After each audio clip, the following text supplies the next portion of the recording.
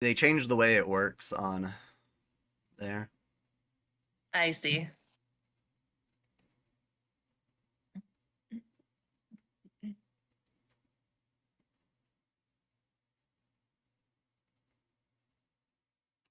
Welcome back to OtakuDaiKun. Dai here, and I'm joined by Ari-chan.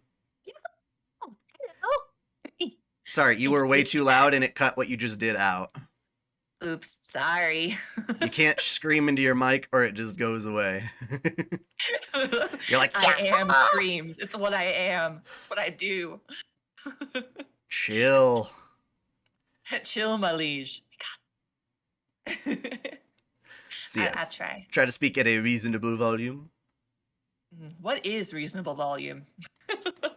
Hey, gifted 5 OtakuDaiKun memberships. How does that work? What? Oh. How do you choose who gets those? Anyway, thank you, Game King. Thank you. Hell That's yeah. cool. Ooh. It's nice to see all the peeps. I'm pretty sure, well, depending on the membership, we're getting really, really close to that Dai-chan hentai. Oh. Yep, we were $25 off left. I checked. It's random. Wow. What? So, no, I'm not Evil. playing, for the record, I am not playing Resident Evil 4. We're going to be talking about some of the drama surrounding it, among other things. There's lots. So let's see here. Let me just read some of the comments. Cool. Horimiya. Interesting. I don't know much about that one. Mushoku Tensei is going to be amazing. Oh, yeah. Mushoku Tensei. Can't wait. Oshinoko. I don't know much about that. We're going to look at the streaming list.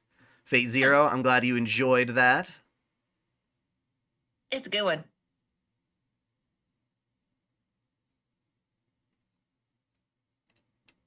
Da, da, da, da. Oh, but thank you, my little subjects. I've never been called Lady Ari-chan before. Which is quite an honor. I'm not in my lore master outfit at the moment. Alrighty, well, we're going to get ahead and started. If you have certain things that you want to ask us in chat, go ahead and say so. That incredible background picture. Oh, gosh. This one's been around for a long time. It's what I used for the thumbnail of my Jalter lore, if that helps, because I link all the artists. So if you go to my lore of Jalter, Jeanne d'Arc altar, you'll be able to find that. In fact, can I? Do you have a link? Do you have a link? No, but can you find it on Danboru? Probably, but you can also find it on Zero-chan. I can guarantee you that. Is there a reason you're not too fond of chibi models in games? Mostly because they're an opportunity to show a full model, and I'm upset by that. You're welcome. I just did the membership, also 5 months. Wow, because I remember me being banned in your comment section chat here for.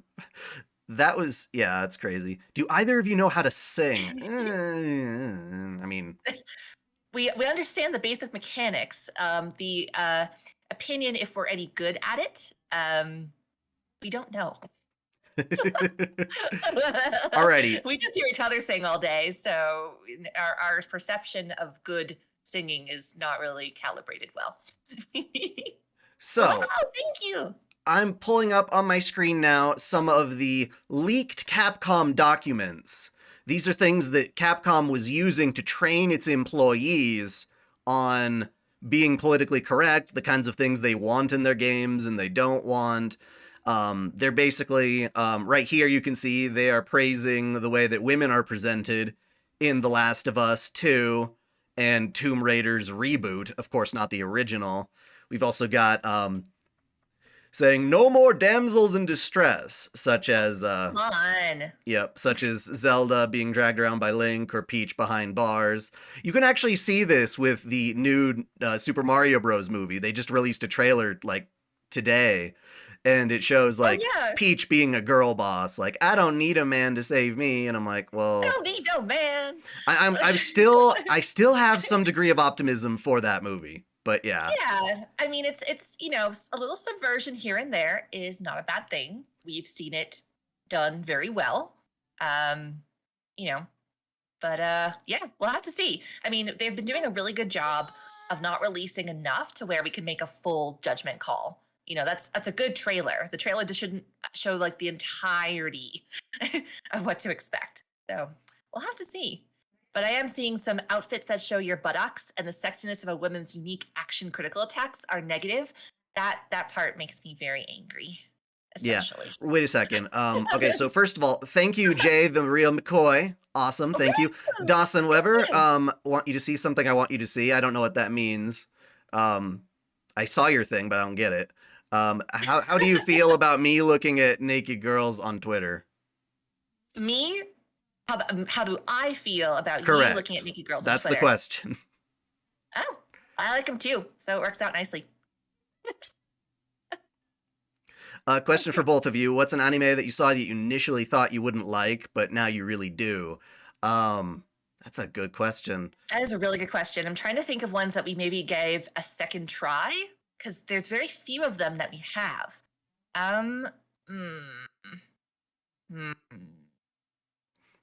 One that I didn't think I was going to like as much as I did, I never initially dismissed it, I just wasn't watching it, was Space Brothers.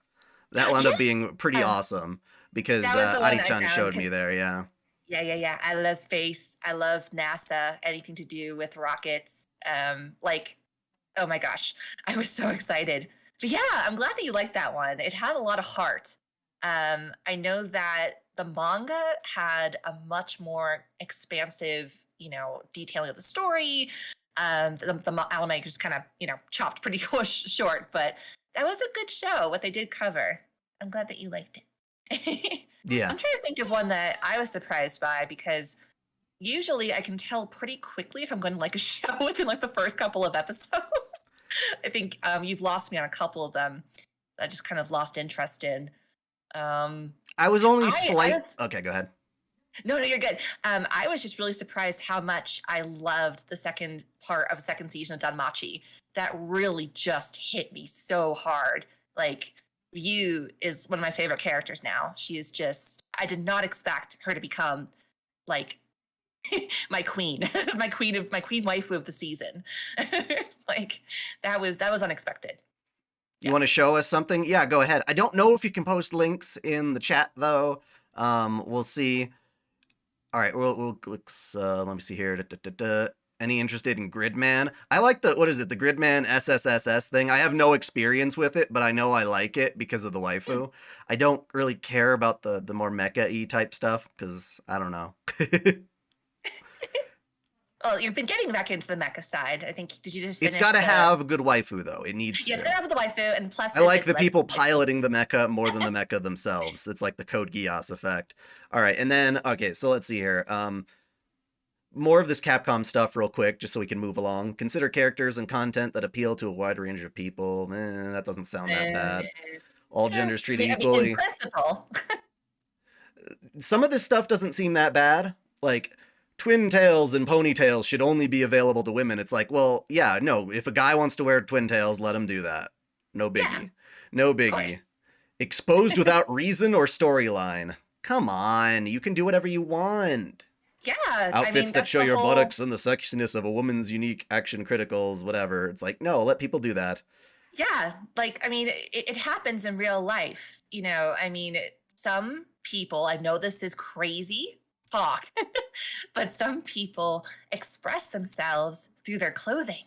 It's an amazing concept where, you can feel comfortable in your own skin to the point where you can wear things that might expose your butt, but it's okay because you like it and it doesn't matter what other people think. Yeah. I don't think it's not your fault that they find you, like attractive or are turned on by you. That is not your fault. Like it's it's such a it's hypocritical. It drives me nuts. It really does. It's almost as bad as my least favorite trope in anime when a guy accidentally walks in on a girl, and it wasn't even his fault, and the girl just goes and like punches his legs out. Slaps him when it's not his fault. Yeah, it's not his fault at all. Yeah. Okay, real quick, Dawson Weber. We're going to go to my anime list a little later, so try to remind me when we do that, if that's all right. Yeah. We'll just save that a little bit later, because I've got a lot of stuff we want to power through, I suppose. This is some interesting stuff. Like, obviously no one's got a problem with you putting like black characters in games. That's not the No, issue. Getting pissed that Genshin Impact doesn't have enough black characters pisses me off though, because they shouldn't have to do that. no, Um, no. It's you get to make your own story. I mean, there's maybe opportunity for other people to make more games that have representation of those characters. Like that should be an invitation to go, okay, well, clearly I just need to make more material that's like just as good as this that has those characters. That's great. Like you mm, shouldn't have to, adjust a character just because, to fit a certain wish of like, one CEO or, one panel. It shouldn't have to compromise your whole artistic vision. But that being said, if it ends up being okay to put them in there and it's not going to compromise your vision, then why not? But at the same time, it shouldn't be forced to sounded do like you went anything. whack, whack. Oh, what? That's what I heard. It cut you off a little, but Yes. well, Ai-chan already gave her anime trope. I don't Mm-hmm. know if I have a least favorite right now. I'll ponder on it and I'll come back to you. Um, yeah, we're gonna get to Activision and Blizzard as well.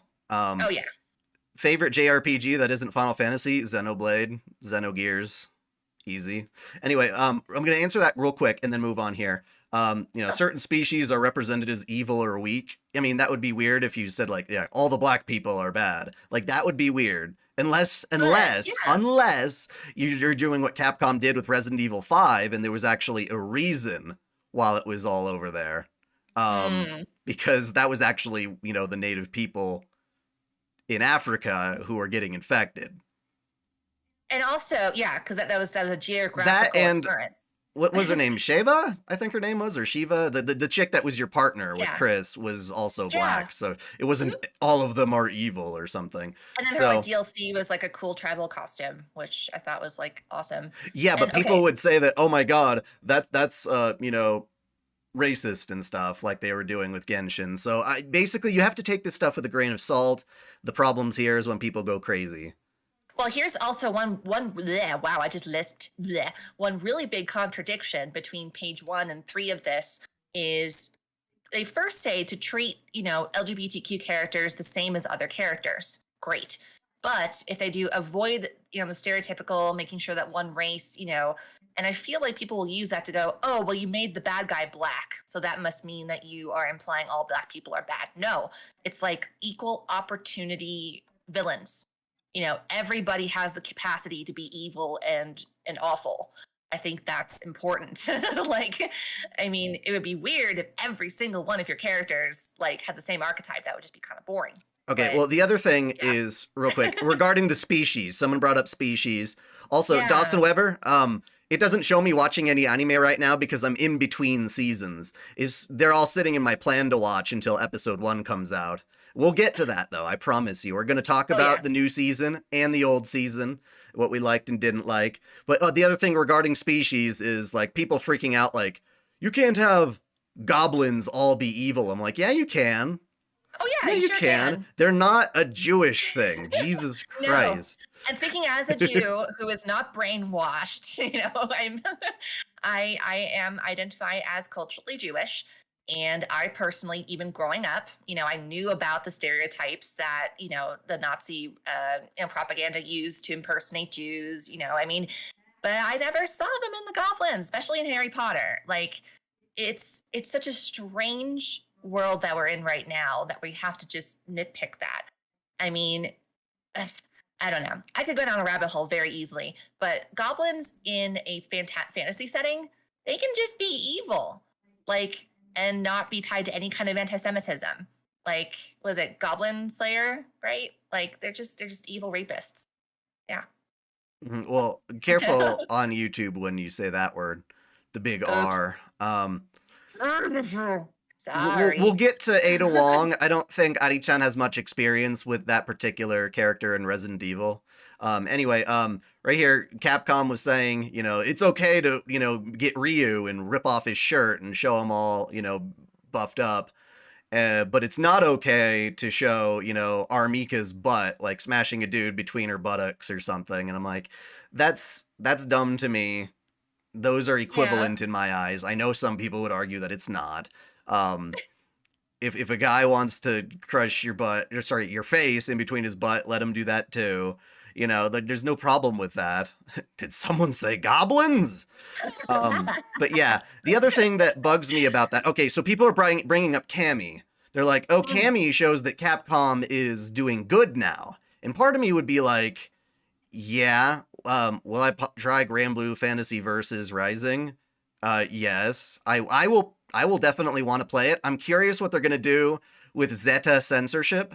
If they censor Zeta, I'm gonna be super pissed because they already did it the first time around for esports. As long as I can just toggle on or off the censorship of her and that other chick, then I'll be fine. But otherwise, it's just supposed to be a better update to the previous game. But anyway, so yeah, they're like, Cammy's okay. I'm like, well, Cammy is wearing a sports bra. So that's the thing. So some would equate Cammy to the equivalent of the shirtless Ryu there, as opposed to like the buttocks are Mika. So I don't know. Some things that we find very attractive slip by the radar depending on who gets upset by it, basically. Oh, speaking of slip by the radar, I love Ada Wong. She's very cool and very pretty. Oh, you're looking at her now? Yes, I do not have a number in my head because I like to think very carefully about my numbers before I give them out. But she's high up there. I love her. Oh, you mean like out of 10 or something? Yes. But yeah. Let's see here. Yes, women can also be the main character, not a problem. Yeah, duh. LGBT treated, whatever. Look at the big X's. Male is always the main character. Well, no. No. Again, I mean, making jokes or inappropriate lines about a character's gender or sexuality. See, that's the thing. They're taking that a lot out of Leon being sexist in Resident Evil 4. They changed a lot of that, but I'm like, he's not supposed to be like a supreme good guy. You need to realize that. Like they're human. They have flaws. Yeah, allow him to be a douche and still be likable. That's the problem. So, I always go back to the Catherine example when Vincent says a transphobic thing to Erica. He's like, I'd take your opinion if you were an actual woman. And I'm like, yeah, that's a douchey thing to say, but he's also a total douchebag. That's the whole point of the game. Leon was sexist. Yeah, he would say things to, I think it was Ada over the phone, as well as things. And we'll get to some of the stuff they removed for Resident Evil. We'll get there. Okay, so that's all of the Capcom leaks. We're going to go on to our next section. Like in The Lord of the Rings, orcs are supposed to be evil. Yeah. Allow them to just be evil. There are evil things in this world, and I think that's one of the things that is very dangerous about all of this kind of crackdown on censorship, is that you're kind of making pretend like it doesn't exist or giving excuse for it to not be in the open. And that's just as dangerous, because how will you know? Sometimes people learn from the material in a positive way, what to expect. I mean, there's people who watch Forensic Files and escaped being kidnapped because they watched it, not because, they were looking to how to kill somebody. It was yeah. Okay, sorry. It was tongue-in-cheek humor. But anyway, okay, so things that they took out, okay, so Ari-chan, you probably don't know as much about this as I do because you're not following the remake or having played the original RE4. But in that game, you are protecting the president's daughter through big zombie apocalypse playing as Leon. That's kind of the gimmick. A lot of people joke about oh my god, the whole game, it's an escort quest for her. But some of the things people did have somewhat of a charm for is, Ashley, calling you a pervert for trying to get glimpses of her skirt and things like that. That they took all that out. You can't stare at her from different angles now. Almost all of that's bundled together. Let's see. Ooh, I like that white outfit. I know, I'm sorry, I didn't follow it very much, but I'm liking what I'm seeing, at least from the old stuff. Meanwhile, there was a time when Square Enix, which now has the ethics team, was really dope. And for Final Fantasy Type 0, the original game had the dark shading under the skirts, but when they made it for HD on the PlayStation 4, they gave every character unique underwear. Oh. And it was a woman who did it and thought it was cool to add that personality. Happy. Yeah. She doesn't look like she's oppressed. She's making her own decisions. She's not brainwashed. God, that's such a cool idea. I mean, it's also, like women, at least some of us like to take pride in our underwear and we like to pick cute things. And even if no one's going to see them, they're happy because we get to see them. I remember in Fate Hollow Ataraxia, there's a time when it's time for Artoria to go buy some underwear. And it's freaking hilarious because Shiro has to like explain the whole point of lingerie and why you would need something that doesn't have function but rather just looks really good. And he's like, well, think of it like your battle armor in a different sense and stuff. And it's like kind of the same idea. Yeah. So, how did I love your Nikkei shorts? Yes, I'm going to transition my Nikkei videos into standard videos again, just because the shorts don't work so well. They're still going to be a minute long, but instead I'll release them in like packs of, I don't know, 5 Nikkeis in one or something, and release it as a regular video, because you can't monetize those for shit. And they don't get I can get just as many views on that otherwise. So, bear with me on that. I'm still trying to beat the story mode of Nikkei, so I can do like a final definitive Nikkei lore. I can't wait to do that. Oh yeah, that'll be good. There's lots of characters that keep coming out too, so it's there's going to be a lot more, especially with the most recent events. Yep. Yeah. Let's see. What is that? Panty shots encourage misogynistic behavior in real life. No. Yes. So there's going to be a lot of journalistic. A lot of journalistic hypocrisy and a lot of bullshit regarding them. Freaking out. The gamer in particular, I think we'll get to.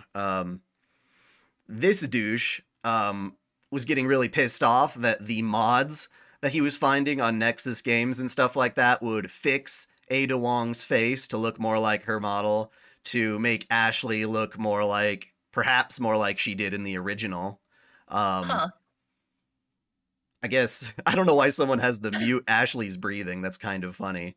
But yeah, adding Ashley with a skirt, because they Does always... she breathe too loudly or what? Like I don't know, I guess when she's running around in scenes or something, maybe they found her annoying, but that's not the point. But adding back in her skirt, I'm like, that's totally fine. Mods should be allowed to add her skirt, especially with, as we'll get here, people going super simp about putting a tramp stamp on Leon and stuff like that. So we'll get there. Come on. But the thing is, this guy, this douche, John Wolfe, here was dissing people for liking those kind of mods, when back in the day, when they were all simping over, I don't know how do you pronounce her, Lady Dimitrescu or whatever. Dimitrescu. The giant clawed, big boobed one everyone was simping over.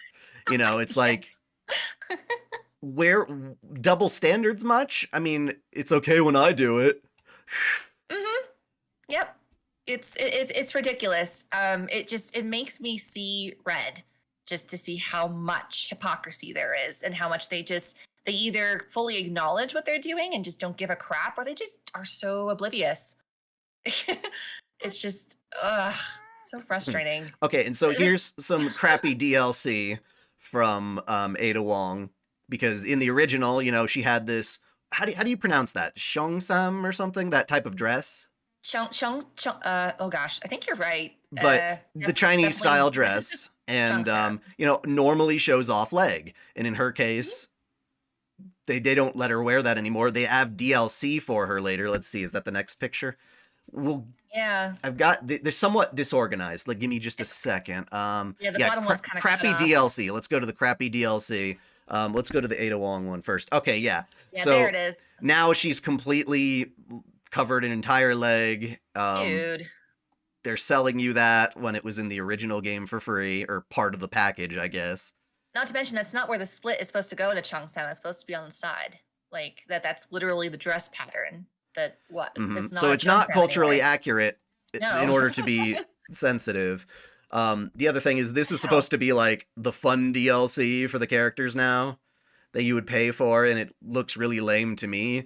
And people were praising it that it doesn't have like the Britney Spears look that they used to have. This was DLC for the original RE4, and why I liked it better. And it's like, I wouldn't mind this stuff right here if we also had that. And that's the problem. It's because they're taking away this in favor of these. And some people are like, well, you still get Leon. Look at his bulge. I'm like, well, it's not a problem when you do it to a guy. Yeah. because there's double standards, and we're gonna get to that too. But okay, so Dawson Weber, see your thing. Yes, I saw your thing. Favorite thing for me is a cute black skirt. Well, that's cool. I like cute black skirts too. Yeah.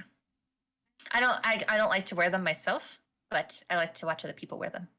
But yeah, here's some journalistic double standards right here. You know, on one end, we've got Resident Evil 4 remake mods, free Leon of his shirt, among other things. They'll advertise that and get super excited. Meanwhile, we've got stupid crap from the gamer here being like, taking away this is not censorship.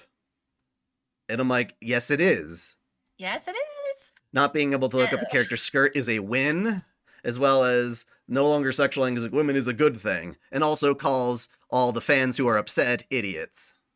And also putting men down at the expense is not equal. That's not what feminism is. It's supposed to be, like, treating the men more terribly, or just saying that that's like a scapegoat for, making fun of things. And then, oh, look, the women are just fine. They're doing great. They have like all their shit together, and the men are just a hot mess. I mean, like, just do it to both. Like, if you're gonna do it to one, do it to both. Like, it's not that's where it's fair, I feel like, and they don't. So here's this guy, JP Kellums, who said, I worked in Japan. I worked on games that had content like this. Content like this never needed to be in any of these games. If your goal is to titillate, there are better ways than juvenile abuse of the male gaze. This is why I hated the 2B design. Wow, well, that's going to make you very not popular, not liking 2B, one of the most beloved video game characters of more recent years. And, especially Yoko Taro being like, did you notice that there are so many, like, everyone's sexualizing 2B? And he's like, cool, send me the pics. That's the right attitude. Yeah, exactly. And to be working in Japan that long, like, clearly you are not with the culture.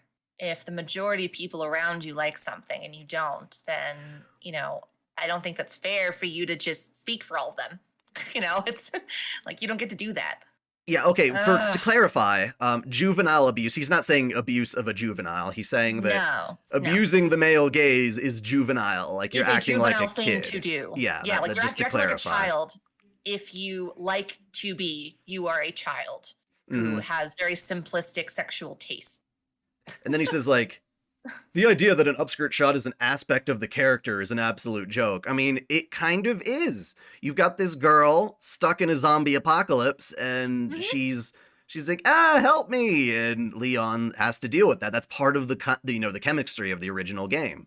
If you're gonna make a new game and you don't want to present a character like that, that's fine. But the way that Capcom is trying to scrub clean its history is really kind of disgusting. It also shames you for having liked it in the first place. Because I'm not saying this to be prudish. Yes, you are. Yeah, if you're into that stuff, awesome, go for it. But do it with consent, with consenting adults. The Ashley is an adult in a video game. You can't have real consent from a fictional character who doesn't exist. So obviously the creators made it like that, but no. Chill the hell out. And to call him out on hypocritical, there was him freaking out about a Bayonet cosplayer whose ass he would love to annihilate. So people calling him out on something that he said to Jim Sterling, the Jimquisition. Yeah. What is that, James Stephanie Sterling? That's right. Yeah, I forgot. But she transitioned, right?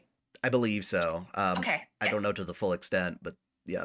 There. It's been a while. I've not seen the show in a while. I haven't either, but... But yeah, no, it's hypocrisy. And then they just slip under the rug, or no one calls them out on it. And then there's this one, but not enough people do. Has, just him getting, like, thirsty over, these kind of pics and things, and so... Huh. Yeah, I mean, that's awesome. Well, don't be a hypocrite. That's what it really comes down to. Oh, that's right. So someone calling him out for liking these pictures. Yeah, so don't be ashamed of it. Like, don't be non-binary, correct. Yeah. Oh, non-binary. Gotcha. So they, them. pronouns, I'm guessing, probably. I think so. I'd have to look it up. But yeah, I think it's really important to call people out like that. And Anyway, they're not going to enough about the gym stuff, I guess. I don't have much to say on them.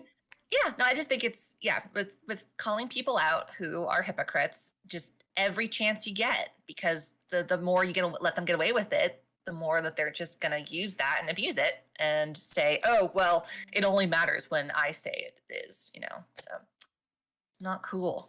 It's not fair. The other thing was, when this game came out, and this is why I call it censorship, among other things. This is why, but basically, the game was marketed differently to the US and to Japan. In the Japan, they actually used VTubers to, promote their game, whereas they got some, what were they, drag queens, I believe, to play the game in the West, and that's what they think we are. That's what they think they're trying to appeal to people like this when they do this kind of thing. And, there are certain people out there like that, but this is how I wish America's, they would perceive America, honestly. It's like, I mean, yes, there are people in America who are like this, and they're proud of it, and it's awesome, but that's not everybody. It's a representation of a small pocket of people. Mm-hmm. Yeah. Mm-hmm. Yep. Oh, I'm sorry, I'm rambling too much. Oh no. Who's rambling? What? I'm rambling. I'm sorry. Archangel Glenn, sorry. Glad to see you doing another stream. Been missing these very much. Also, here's another $5 for the Morgan Fund. Thank you so much, Archangel Glenn. Thank you. Sorry, it's hard to keep up with chat. I'm sorry. We have a very active chat today. And yes, awesome. 2B is in an anime now, which is cool. Yay!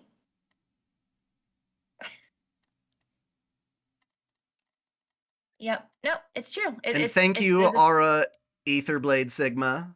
Media sites are on pure red. I don't know what that exactly means in this case. Or not mean like red in a political sense, right? But it sucks that, again, this is the problem with letting these companies that are, I guess, in California and whatnot decide for the rest of America what Americans want. I'm like, that's just weird. Mm-hmm. Like, don't impose that. Especially to all anime fans too. It's a weird. It's like a weird situation where it's like people from the outside of the community who didn't really know and absorb, the early anime content are now suddenly being, super critical of it and saying, well, you need to enjoy it this way, not this way. Mm-hmm. It's financially red. Okay, well, I hope so. But the problem is Resident Evil 4 is doing really well. And here's the thing, and I've said it before in my other videos, I'm sure you guys know, but the idea that the censorship earns money is a myth, because we never have the opportunity to see how well this game would have sold had they, not censored it. You'd have to go back in a time machine, try it again under the same cultural circumstances at the exact same time frame, the same amount of advertising and hype and all that stuff to see. And in here, we actually do have proof of, in this case, the Capcom USA's Twitch stream only got like 553 people, whereas the VTuber one, 115,000. It's insane, just to show, like, people don't care about that. And no. It's freaking weird, man. It's just getting weirder and weirder. Who's a waifu who wears a black skirt to you besides 2B? I'm asking that too, Dawson. Sorry. Yeah, no, I'm trying to think in the back of my mind too, because I have them in my head. We'll see. Okay, so I think that does it for all of that Resident Evil stuff. We're gonna move on to another phenomena that people wanting. So these are the. Okay, there we go. This is the actress they used. She's very pretty to create this, which to me looks like Hillary Clinton. That's Hillary Clinton. This is beautiful. So how do they go from here to here like that? Ari-chan, are you okay? Quiet down because Sorry. it's cutting out everything you say because you're too loud. I'm okay. I'm okay. Yes. It's so bizarre because the lighting in that picture especially is so spot on. Like like ah I just I don't get it. I mean, I'm sorry, the Hillary Clinton thing is still making me But laugh here a we lot. go is another interesting situation because was it Mass Effect Andromeda, I believe it was? That game gets made fun of so much for this really ugly female character here Yeah, but versus the the model is amazingly smoking model they used. And it seems very strange that the male version, the male character, if you choose yeah. him, um, Ashley I mean, making me Pokemon go to the polls. I don't know what that means. But yeah, this Stephen Brewis guy looks like his in-game model, whereas she in no way does. And I'm no. like, I don't get it. Like you can pick apart every single facial feature between the model, the female model, and the in-game model, and you're like, that's different. Like those eyebrows, not even close. Eyes, totally different shape. Nose, not. The lips are maybe the only thing I think they copied. Like everything else is totally different. Mhm. It's So so weird. the question is, are they really intentionally making female characters in Western AAA titles uglier on purpose? Or games meant to appeal to the West, like Capcom. Mm, Like Resident Evil is just as much a Western game now as it is a Japanese one. But yeah, so it's really weird. And it just makes me wonder if that's really what they're going about. And then they're like, oh, but our goal is realism. And we're like, we don't want realism.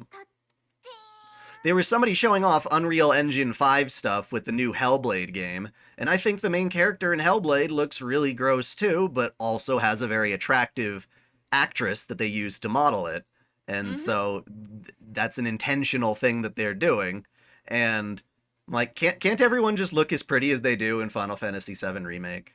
Right? Oh my god. And actually, Uncanny EXP, you hit it on the head. Yeah, too much realism is ugly, if not uncanny. It's, they dip way past the uncanny valley and into the other side, where it just doesn't work. I mean, they focus on the wrong parts of humanity when they make these characters. It's like it's so strange. Like it's like you can't put your finger on the more modern models exactly what makes them so unappealing. But Meanwhile, on my Twitter, you can find somebody who's developing a game on the Unreal Engine 5 for a waifu, and it looks fantastic, just to show that these new right, engines can do amazing things. Hell, Tales of Arise was made on Unreal as well, and Kingdom Hearts was made on them. So it's like you can make them look fantastic. We're glad to see new graphics and engines, but when you use them for quote unquote photorealistic stuff that intentionally hmm, like stands on the uncanny valley and looks like trash, I don't like it. I know, and it's like they're doing this on purpose to say, hey, look at you guys, you're so much more attractive than this character, yet you're controlling them in this world. It's just weird. Like, do they know how ugly they're making these characters on purpose? Wait, ME1? I don't know what ME1 is. Oh, Mass Effect. Sorry. Mass Was her Effect, name yes. Ashley in that also? Anyway, let's take a look at some bad localization fails. These are certain things that I would make reference to in videos. Since we're doing it live, this is like one of my videos live. We're going to get to lots of good stuff. Oh But yeah, this was making me most here, angry, I think. this one is interesting because I keep telling people that we want translations, not localizations. And some people mean they take that. Localizers say, oh, so you want like awkward, choppy sounding crap? So this would be an example of awkward sounding crap.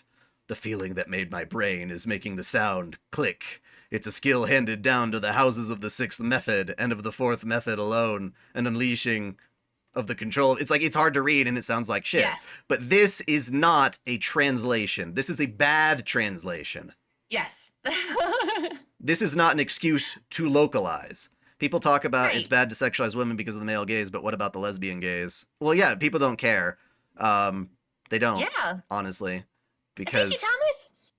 yeah, yes, thank you, Thomas Pund. Nice Reen picture. Yes. We love Irene. She's good. Yeah, so this is just a bad translation. This is not what we mean when we say we want translation, because we get Hmm. tons of examples. just some more random shit we're just gonna go through real quick. So Chick they're using here. this as a scapegoat, which is it's not a This is from Fire representative. Emblem Fates. This was a long time ago, and so it's nothing new. I just thought it was interesting because it was being posted again. That you can't have a character talking about a tight dress on her chest. Instead, they made it's like, oh, I'm going to talk about my stabbing stick. And other people are like, well, it's in character because she's an assassin. And I'm like, the assassin's not. allowed to be cute too. She says it's cute. Totemo kawaii no. She literally says that in Japanese. How hard is that to translate? And they don't want to do that because they don't want to talk to. about something being tight on a girl's chest. God. So that's just one example. Stupid. I thought this one's funny. Localizer starts crying at the Japanese grocery store when the cashier says arigato for atmosphere instead of thanks for the sick purchase, dude. But remember to watch your carbon footprint with all that meat consumption.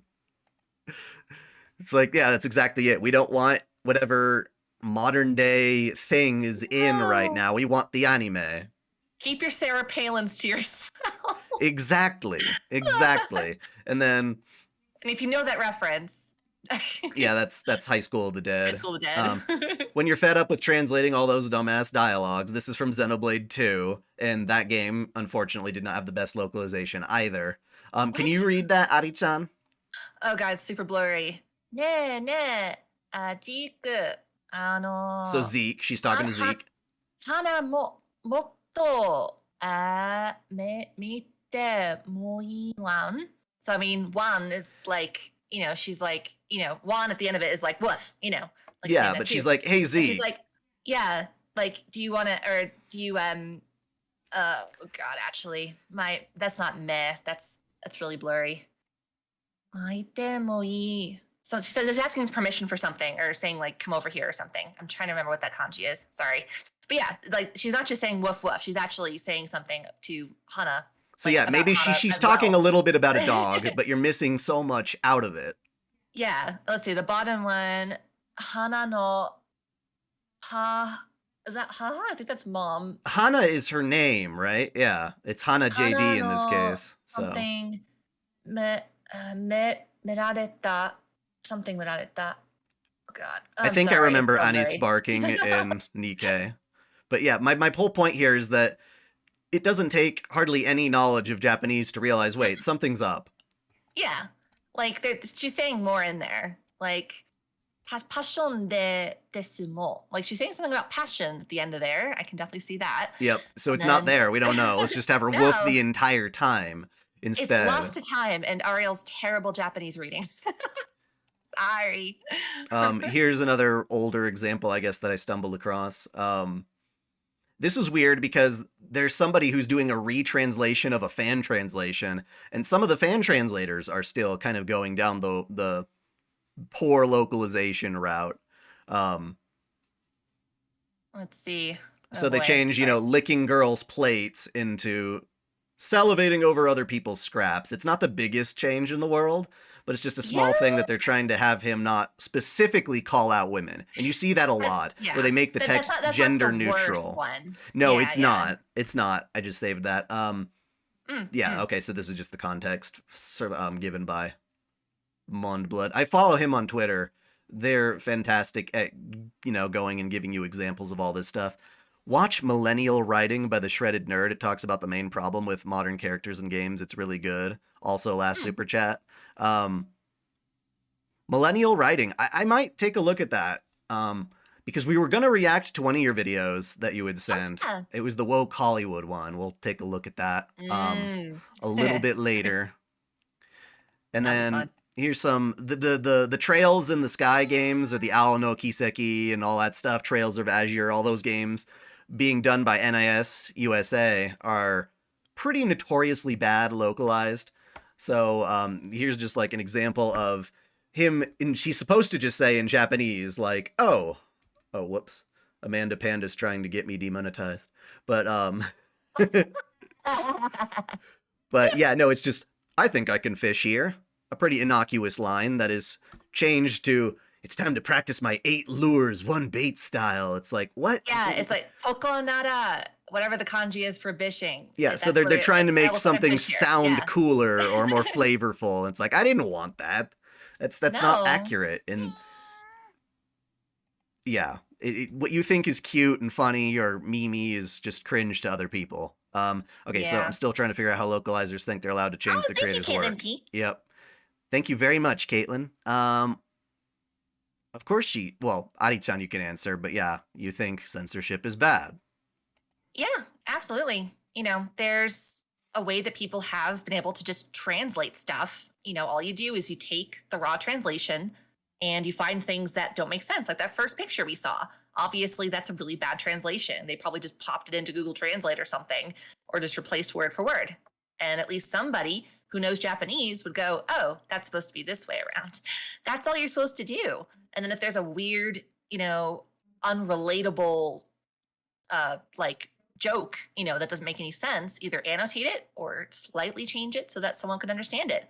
Like, it's not that hard. It's really not. isn't. But you can see this is why it apparently is that hard though, because we've got Katrina here, the infamous localizer, saying it's really unfortunate because the casting, voice acting, directing, it's all 100% on point. She's talking about the film Promare, done by Studio Trigger. I'm going to watch it pretty soon, exclusively because it pissed her off. It's just because of these handful of lines, maybe in 1 or 20, that keeps the dub from reaching its utmost potential. Now, I'm happy because apparently this means the dub is pretty accurate, too. And she's pissed off that, in this case, the localization is, in fact, accurate to the Japanese. She's like, oh, for Christ's sake, my enemy, the literal translation. And I'm like, fuck off. It's your freaking job. God damn it. Like, ugh. And what really pisses me off as well is that the localizers, I'm using heavy air quotes because you can't see them, they don't know Japanese. They haven't been to Japan. They're not immersed in the culture. Some of them are, but at least some of the big ones, they seem to not. Like, they don't even know Japanese. Their job is to get the script from English and go, oh, okay, I need to spice it up with my own artistic flavor. Like, no, we don't want that. Like, we want to know what the original intent of the author was so we can enjoy it, even though we don't understand Japanese. That's why we want it. Yes. That's all we want. Funny you bring up whether or not they're actually Japanese or not, or in that culture, because we've got this lady. I mean, know Japanese, or at least have studied the language. Wait, this isn't the same one. Yeah. To understand where the language is coming from, or where the culture is coming from. Just tiny little indication of that would help. Okay, so we're going to come back to this. Basically, there's this lady on Twitter, Osaka Rin, who lives in Japan. She's like half Japanese or something. I'm not sure the exact deal, but she tries to speak on behalf of Japanese culture and has some really terrible takes, and then gets pissed off when even other Japanese people are like, that's a load of crap. So in this case, she was calling basically it cultural appropriation for a VTuber, a Westerner, to create an anime character VTuber that they play, but then name themselves, like a Japanese name, or use like Japanese language stuff. It's like that kind of like cringy weeaboo type stuff.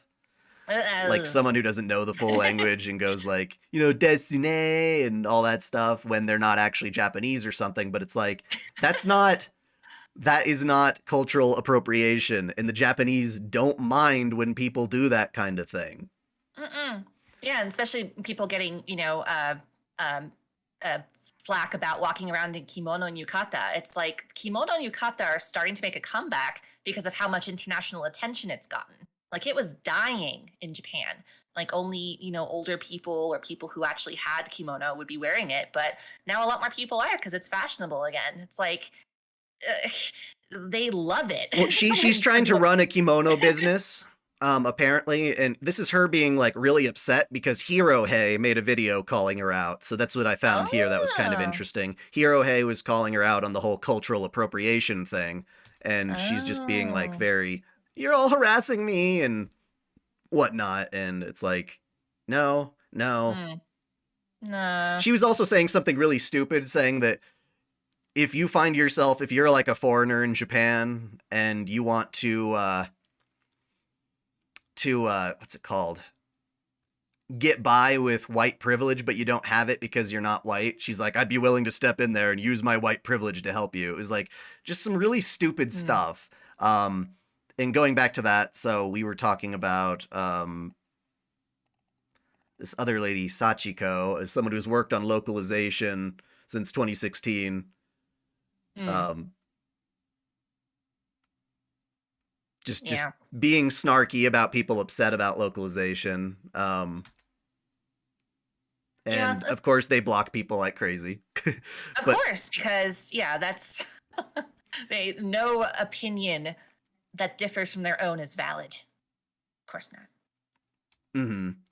Oh, she took an issue with women in kimono being drawn with boobs. Like, because kimono usually flatten your chest, admittedly, but that doesn't mean... Well, not necessarily. Well, speaking as someone who actually is classically trained in kabuki and has, worn kimono and stuff like that, there is a certain silhouette that you look for when you're trying to do traditional kimono wearing. And typically you want to have as much of a straight line as possible.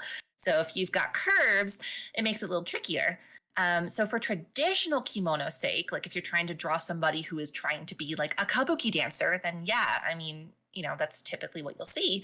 But all kinds of people wear kimono. I mean, it's not just restricted to people who have a flat chest or flat hips. There's kimonos for everybody. I think that's very important. Yeah. And then more of this particular translator being toxic is crap as well. This person translated tsundere as a fragile male ego and was what? Yep. So he's supposed to say, calling him a tsundere for being, So he's calling tough on the outside, sweet on the inside. Yes, he's willing to call a guy a tsundere. That's the actual Japanese, but instead they changed it to fragile male ego, which is just like really not the best, but they were just being kind of a jerk about people saying, why did you translate it like that? This person clearly hates men in so many of their posts. Jeez. Being like, look at that. The girl's freaked out that there's a kind guy calling at her from the stage from, I believe that's Idolmaster. But she sees them as demonic because she's afraid and nervous. She's like, oh yeah, that's because men are evil. They're complaining about Fate Zero because there are 3 episodes in a row where a woman is killed to make the man feel emotions. Yeah. Again, it's unnecessary. It's just, you're putting more work on yourself. Like, the answer to your quandary is so much more simple than you're making it. I mean, I suppose it's a way to pad your salary, say, I spent 10 hours trying to translate this word into something that other people wouldn't be offended by. Like, sure, but it's this person's attitude that's just wrong. And we don't want that attitude bleeding in. I'm really upset by this one because apparently they were doing translation for, what is it called? White Album 2, a visual novel that I really like. And she's just like, I feel like it's going to be difficult for me to get through the Izumi stuff without constantly screaming about how heterosexuality has brainstormed society into rejecting the very concept of friendship between men and women that doesn't involve sex. What does that have to do with anything?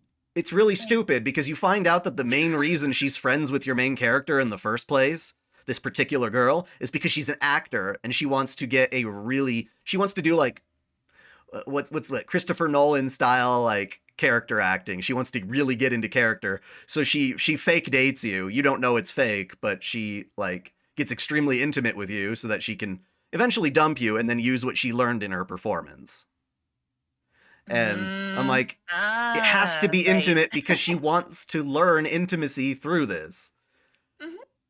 And it's not like she's being brainwashed. She is making an active career choice to do research in this way. I mean, you could watch a bunch of, series or dramas or whatever, but a lot of actors like to go method. Yeah, she's the femme fatale who takes advantage of your main character in that.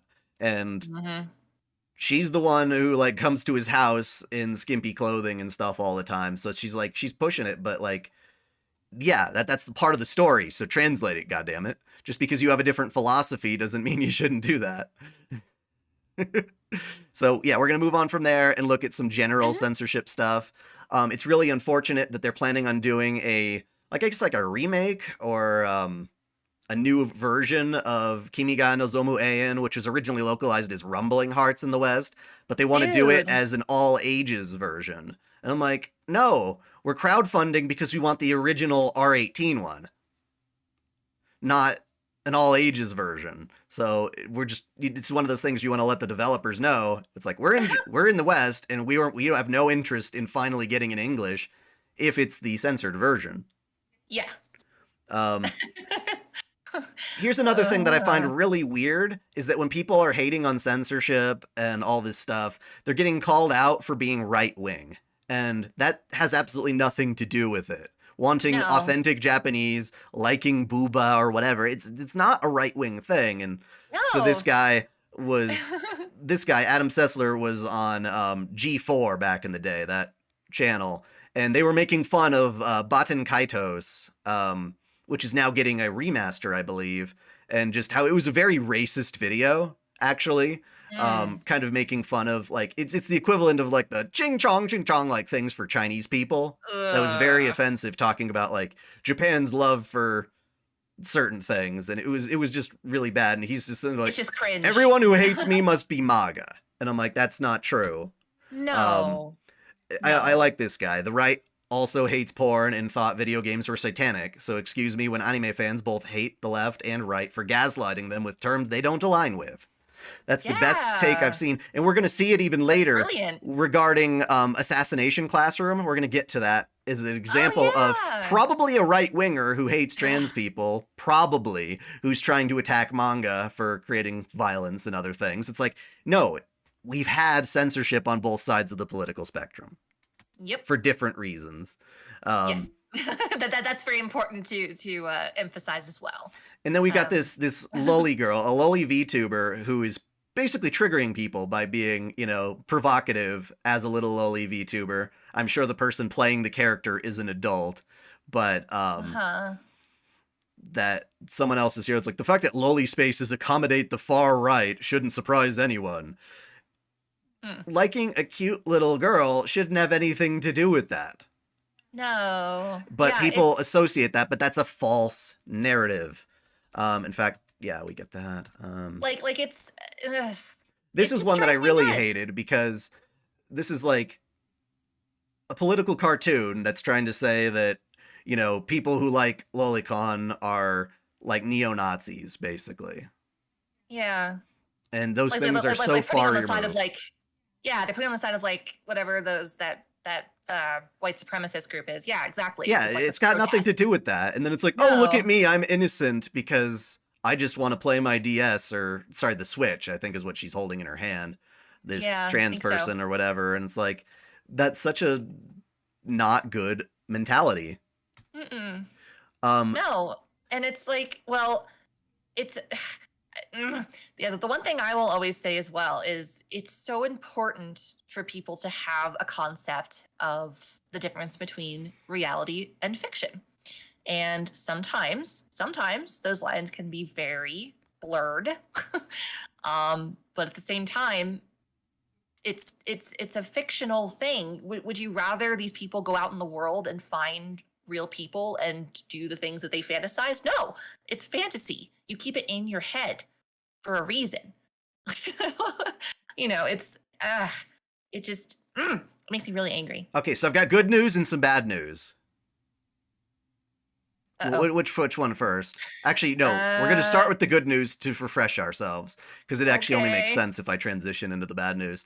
So the mangaka behind How Heavy Are the Dumbbells You Lift? Is making a boxing manga or some sort of martial arts thing with ripped chicks who kick ass. And so that's what this is. The bad news is that it's going to be premiering on the Manga One app, which is that one that they were censoring like crazy with black bars and other things that I believe Square Enix owned. So great knowing that this is going to come out, but no, I would never in a million years read it on the Manga One app. No, it's like, again, give me more reasons to find illegal copies and download them, because that's what I'll do instead. If you force us to. No, you know what? Yeah. To be fair, when you finally sell it in English in a non-censored state on book, I'll buy it. If it's that good of a manga, I would love to buy that. Yep. Just like the new Harry Potter, show that's coming up on HBO Max. I do not pay for HBO Max, and I'm not going to, but I am going to probably find it when someone releases it on a torrent. It's just what happens. It's well, you wonder why pirating is so high nowadays. That's why. But in this case specifically, you can make the argument that the product you were planning to buy isn't even being sold to you. It doesn't exist. There is no English version that's faithful, so you can't buy it. You can't. Yep. It doesn't exist. They're not in the same market. But also, you can go to Japan and buy it, but it's all gonna be in Japanese. I don't know. Okay, so I played Fatal Frame for you guys, I think last Halloween a little bit, and it's important to note that that version of the game, Fatal Frame, gosh, what was it? Something of Black Water, was apparently done okay, I guess. They didn't have the extra Nintendo characters because there was a licensing issue because the game originally came out on the Wii U. But apparently there's some censorship going on with the outfits in this new one, Mask of the Lunar Eclipse. Or rather, it's not a new one, but a remaster again, where they are... Hello, Ku. Sorry, yeah, the remaster isn't getting certain outfits, so modders are doing the right thing and putting them back in. Sorry, I was trying to catch up on the chat. Oh my gosh, wow. Yes, thank you. Bye, Super Jessie. Thank you for coming, and hello. Yep. And then, so the main reason why people pirate is because they don't want to have content filtered by activists, localizers, and censorious corporations who have had a known history of censoring Japanese media for global audiences. Piracy is the reason we even got anime in the West. Some cases, yes. Some cases, yes. Well, you're right. Crunchyroll started off being a pirating site, which is funny. And there are certain things like Fate Grand Order in the United States, the North American version that they first put out. They only did it because fans were already playing the Japanese version themselves. They were cracking it and playing it. And so they go to a bunch of Japanese creators go to an American convention and they're like, there sure are a lot of people dressed like characters like Skahawk and other things, and then they find out that they're all playing the game, even though they don't understand English, and they're like, oh, this was a missed opportunity. Yep, and then 2 years later, voila, there we go. It's pretty great. Yeah, someday we got to go to Anime Expo to when they actually have a panel there. God, that'd be awesome. And we cannot trust Amazon Games because they are releasing a new Bandai Namco title, I believe, called Blue Protocol, and people have already leaked that in the US version, what's supposed to be like a nice midriff bearing thing in Japan is now this like no skirt, chappy chap kind of outfit. I don't know, big poofy pants, kind of like the new Pokemon game. And aww. So look, they took all the time to sculpt those beautiful abs, and they're going to be covered up underneath the shirt. Exactly. I mean, and so again, yeah, people have data mined it. It's like, sure, you can design clothes like that. It's not a problem. Like, there is a time and place for poofy, cute clothes. Fine. And this version shows you like the character actually in like a trailer, I think, for the game. So that's what they would look like outside of the grayscale. It's like they're cute. I just like. And people found out that these are US specific because they were the file names have a US suffix on them. So they had to, they knew that they're specifically different, and they're like, well. And then Amazon Games was making an interview talking about how they're being respectful. What we believe is important is to respect the vision of the developer and creator of the game. That's important. Really? But how do you make those adjustments and culturalize it? You don't. You don't. You don't do. The whole point of respecting the original wishes is you don't write over it. You don't gentrify it. You don't, it's so backwards. It's so backwards. It drives me nuts. I don't even think that there's much we need to change with it, so they say. I'm like, but you're changing it. But you're changing it. Like, do you not, like, are you truly that delusional?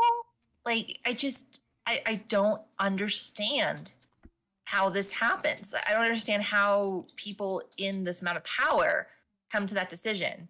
Oh, hi, Kana. Sorry, you have a doggo coming to visit. Okay, and this is just the cover for that interview in case you wanted to look up that particular interview with Sarah Anderson. This lady is the one censoring your anime games just in case you needed to know. That's you. That this is the one. Just keep calling her out. Like, don't harass her, but like, again, call people out on their hypocrisy. We need to just make ourselves vocal enough that they realize that this is actually how we feel. Like, there's no other way that they're going to know otherwise, because the other people have bigger voices and bigger pockets. So go for it. Is it just language, or are you actually adapting for the culture and changing the content? It should only be the former. Yep. That's all we want. We want to know what the hell the character was saying. That's it. Yep.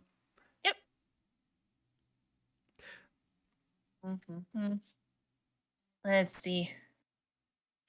Oh, but there's a question. Wait.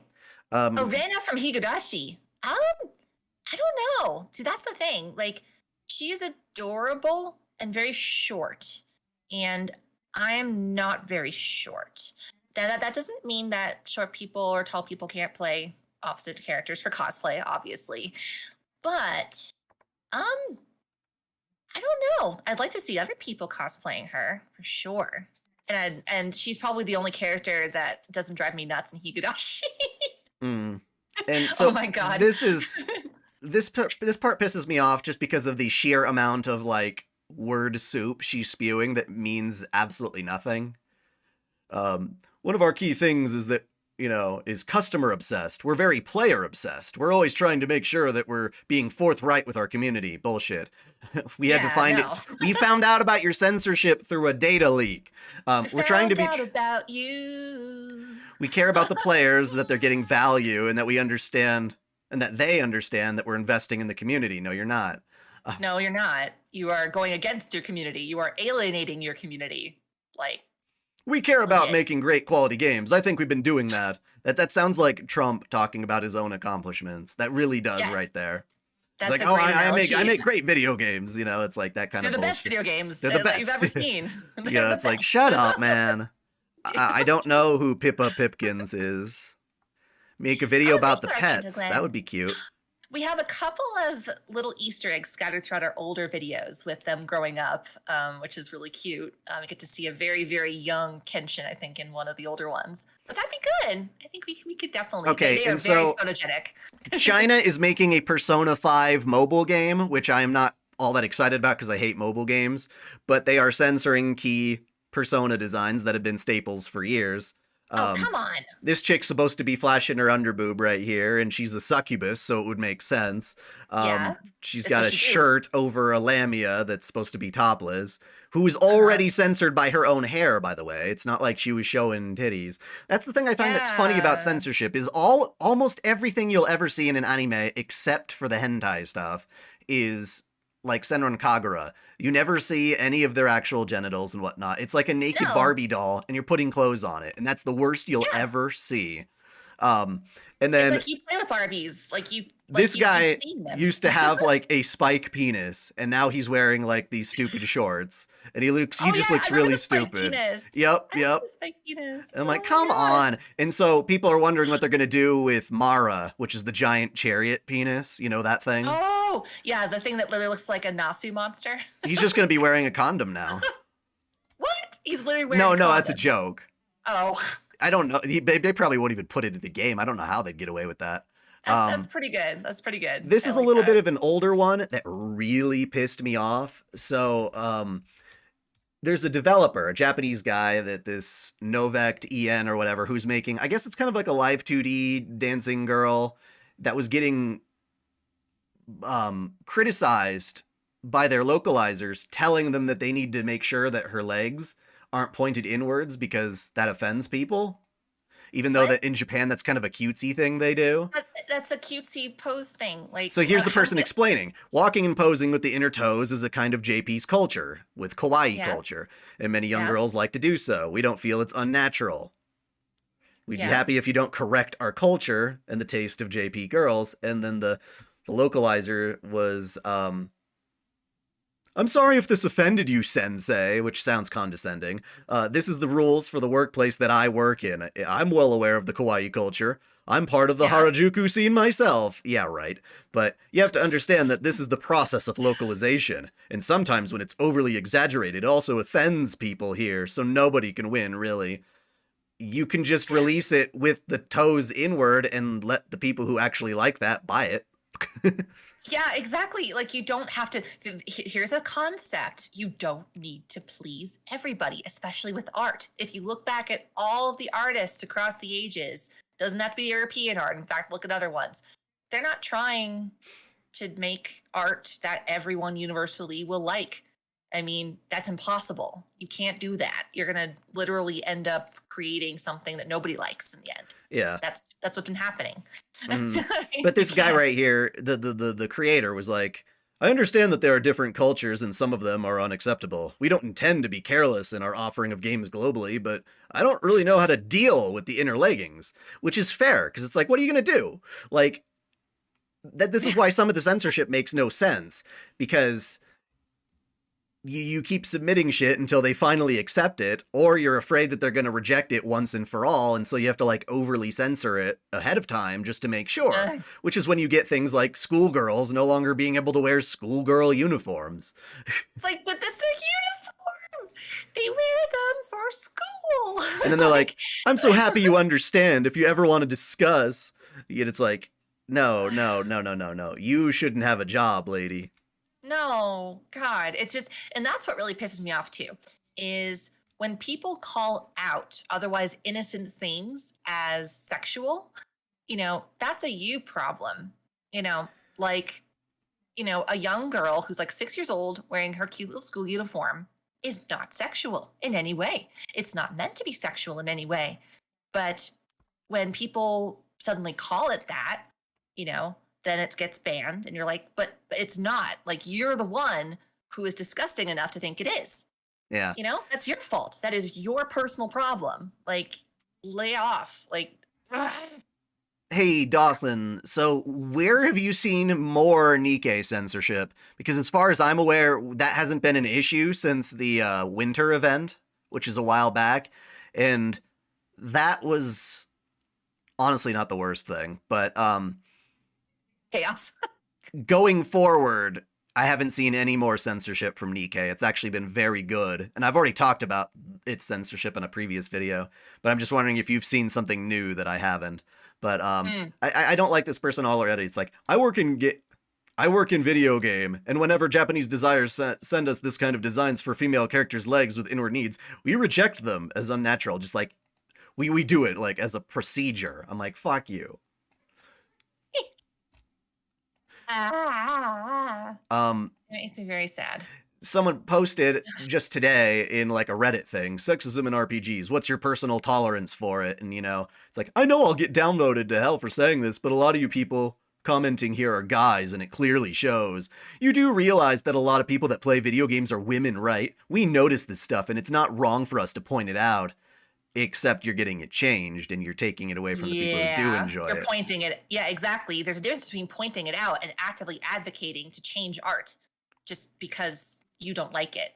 Like, that's no. And then this person down here says, you are brave to post this on Reddit considering how notorious this site is for its sexism. I'm like, I usually find this on Reddit. This is the place I go to find you guys being like this. So it's kind of the opposite, in my opinion. It's the opposite of brave. It's what censorship was there for Nikkei? Shoot, what is her name? The girl who loves shopping. Rupee. There was some censorship with Rupee where we've seen slightly skimpier. Her Christmas outfit was skimpier in its original design that people have data leaked versus the one that came out in the actual game itself. Yep. It's funny because one of the questions they asked during their review was, what are the things that make you not want to buy the costumes? And one of them, the choices was they're not sexy enough. And I definitely think they took that to heart at least a little bit with the newer ones that came out, which is cool. Like, we got Senti. I'm so happy about Senti. Oh yeah, no, there's plenty of it's weird what does and doesn't get. But yeah, so somebody brought this up, which is interesting. Apparently this character from Samurai Showdown made some woman in the fighting game community say she felt unsafe. And I'm like, What? Well, no, well, get over it. Because we all should be allowed to have things in games that we like. I swear. There are things in games that we don't like and we tolerate all the time for people who do yeah. enjoy those types of things. And it's like people do have boobs that are that big. And how did you think that people with large boobs are scary? Yeah, what Like is she in gonna real do? life? What is she gonna do? Attack you? But the other opponent is just like, well, this character is catering to men, and those men, when I go to the fighting game community, are gonna harass me or something. That's my No. logic, or at least what I think they're thinking. And I'm like, blame them then. Yeah, Like that's their we fault. call the fighting game community out a lot for all the Huh? sleazy things they're doing with kids. Yeah. And then, Like, real quick, God. there's just this one little piece from Viz. Viz does terrible stuff with their Oh localizing. God, You no. know, a man who dwells on the past is not popular with the ladies. I know that sounds a little clunky by itself, but they changed it into mansplainers aren't popular with the ladies. A man who dwells on the past. Yeah. Yeah, that's literally it. Like Yep. And like, you people. can find a million ways to say a man who dwells on the past better than mansplainers, because that's not the same thing. And where on No. earth did they, yeah, how do you get that? And It's mm, it's like it's doubling up on something that wasn't even there. then this Like, person's like, oh, you could have made them like half romantic men or semi-romantic men. They're not talking about romance. They said a man who dwells on the past. That has nothing to do with romance either. So, like, what on earth are these people thinking that they can just magically create these weird, close enough things that, like, there is a right way to translate. You don't just make shit up, but yeah. people do Yeah, that. that's literally past stories. Yes. It's like, so we got Hanashi and then Kodawari Kotawari is like another amalgamation of that word. And it's like, yeah, like it's what it is. Like Being a I get it. localizer does not consist of translating what it says literally. It's like, Like like I'm not fluent in Japanese by any means. Like, and probably most of you can probably just look at that and go, yeah, that's not right. You know, you don't have to. Ugh, you don't even have to know Japanese that well. Just enough of it to understand. You know that when they say things, that's usually pretty deliberate. You know, there's a lot of beautiful Japanese words, like you have tasogare. You know, it's just like specifically for Twilight, you know, but it's like a specific type of Twilight. Like there's very deliberate things when people write in Japanese. They don't just suddenly, oh, I actually meant to say mansplaining. No, they don't do that. no. But, Fucking yes, you would think it's the job of a localizer to translate, not embellish. so Atelier Ryza is a series that has really allowed the Atelier series as a whole to grow to new heights with a new fan base. And part of that was because Ryza in her luscious thighs caught tons of fans. And so Yeah. it sucks that their newer game is pulling this dark void skirt thing God, it that looks like everyone she's does like now. shitting like black fog. It doesn't even look like a shadow because it's not falling on the right places. It's just a texture. It's like, Like, and what's really dumb to me is you can wear swimsuits in the game, like bikinis, and that's okay. I'm like, you realize that all that is basically a bikini with a skirt over it. That's actually more clothing than a bikini by itself. yeah, that's But there's always a something weird- about the culture of staring at women's skirts that they're so afraid of. especially when you're like active and moving around and doing athletic things. Like if you looked at gymnasts, you know, you don't wear these long ass skirts when you're trying to do these intricate things because they get in the way. Well, sure, but Like- if you wear this short skirt and whatnot, like, then if it were Capcom, they would make her wear spats. They wouldn't let her wear panties. And I'm like, well, what's the point of even having the panties then if you're going to do this? It's like, they both look like shit. The spats and this. It's just like, Yeah. it's telling women that they can't do athletic things while also wearing a short skirt. And I'm like, I thought Dead or Alive was more progressive because we had just understood that someone like Kasumi could kick you in the face and you'd see her panties, but you'd also have a bloody nose because she literally kicked you in the face. Like, What was that movie? Not movie, game. Was it Bubblegum Chainsaw or No, something? Lollipop Chainsaw. Lollipop Chainsaw, something where she they was it a mod or an update that made it so that she like hid her skirt? I No, if you can't try to remember. look up her skirt, the character's like, "Ah, don't look at me," and you get an achievement for it. And that was part of the original game. And people think that that's horrible. That's why they hate Resident Evil and why they changed that. So, Oh, okay. I blame that for starting it. okay, we already talked about the VTuber with cultural appreciation. Excuse me. Let me see here. Oh, right. Um, there's an artist on Twitter that was dissing some of the new Fire Emblem Heroes designs, which are very beautiful, by the way, these ones. Hmm. Very pretty, very pretty, very pretty, and very pretty. And Yeah. so this person right here, who does like commissions and stuff, was saying it was ugly ass art, and people are mad. Like, you can draw it, but it's like they admit that the art is good, but they can't stand the proportions and think that men shouldn't draw women. And that's pretty much what they were saying right here too, and it was just really annoying. Oh my God. Yeah, because there's plenty of female authors Because who women with are large boobs like, are immediately fetishized, of according to course. them, which is dumb. And then of course, a woman can't look like she's 14 when she's actually 24 because then that's pedophilia. It's like, no, like there are real women out there who just happen to look young, of no fault of their own. It's, yeah. And then this person, like, is trying to advertise their own art. I'm just like, that seems really hypocritical to me, to like diss a much more professional artist when this is what you're offering, not to diss you. But when you start talking smack, you better be able to take it, I guess, is the idea. And so Yeah. that's just the kind of thing. So it's like, this is its own fetish. If you want to talk about this pretty men, this pretty androgynous man look that they're going for right here is Mhm. a fetish too. Yeah, it is. So there It's you go. anytime you objectify and basically render a character, you are, in a sense, making it the fetish realized. Yeah, that's what it is. Yeah, like a trophy or an achievement. They call them achievements on Xbox. They're Yeah. trophies on PlayStation. Um, Mm-hmm. but Yeah. anyway, another thing that's interesting is Oh, hi, Kenshin. I don't know if this is true, but I find it very fascinating that people are bringing these things out simultaneously. That Activision Blizzard is getting sued again for misconduct on all sorts of bullshit in esports this time, and it feels like they're trying to get in people's good graces by introducing a new pansexual character. Like the crowd that they offend, they can just win back by putting more diversity characters in the game. I'm like, I don't care. You put whatever you want in Overwatch. I just find it It's funny that maybe it's they like are trying to do that.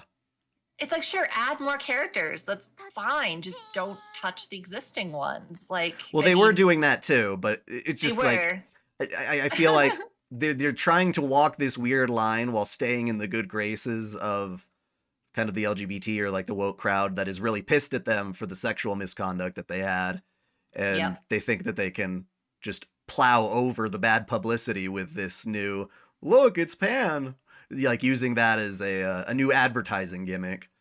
Yep. Which, again, like if it were actually done for just the sake of, creating a cool character and having it intend to be pan, sure. But they're making it seem like they are, oh my God, pandering. Oh, Jesus Christ. Sorry. It just, yeah, it just makes it seem like it's just a publicity stunt and that devalues it significantly. It's like, we know what you're doing. Like all of a sudden in June, and all the companies turn rainbow all of a sudden, and they're just like, yeah, and then they take it right down the end of June. It's like, Yeah, it seems corporate, it's um, corporate. It's very corporate. Yeah. very sleazy. Like even if you are in the LGBT, it's like they're clearly just trying to milk you, but Yep.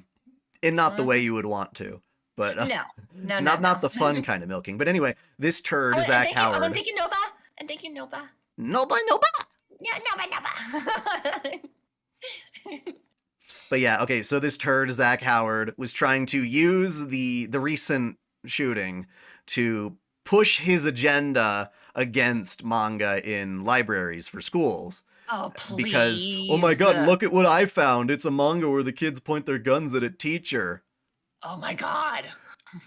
Whereas if you actually read Assassination Classroom, and they tried to pull this crap with Dragon Maid a while back too. This is Oh, inappropriate God. for a middle school. I'm like, that's a cute show. Like, I'm sorry. Yeah, If you're it's offended by fucking that, you're a adorable. jerk. It's the But most wholesome, beautiful show, and you should be ashamed. uh-huh. But anyway, yeah, Assassination Classroom. It's an alien who's gonna wipe out the entire Earth, and he Hmm. wants you to kill him so he doesn't have to do that. And it actually winds up being a really wholesome story, and anyone who read it would know that it's actually very sweet, and the kids learn important life lessons and how to stand up for themselves.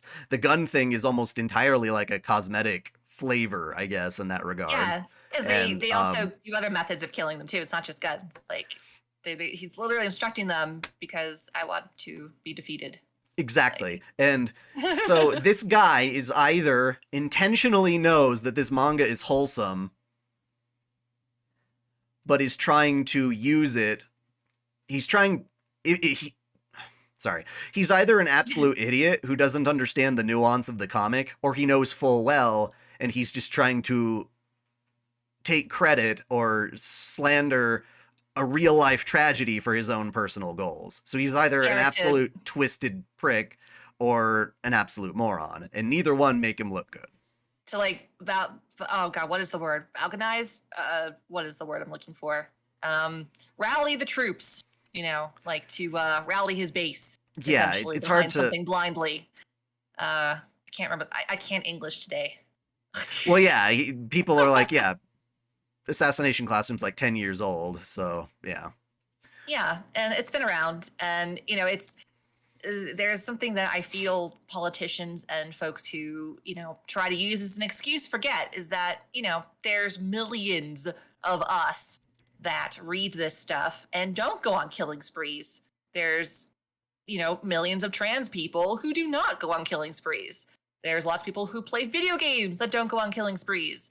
It's like the material itself is not to blame. Yeah, we've been through this a million times, but in this case, with this politician is literally using a real tragedy that has its own circumstances behind it to rally his own specific political agenda, and that's sleazy. It's sleazy. It's sleazy. It's so manipulative and awful. I mean, it's almost as bad as I can't remember which politician it was, like trying to call the parents of the school shooting liars, and it's that's the worst. That's literally the worst thing you could do. But this is gross.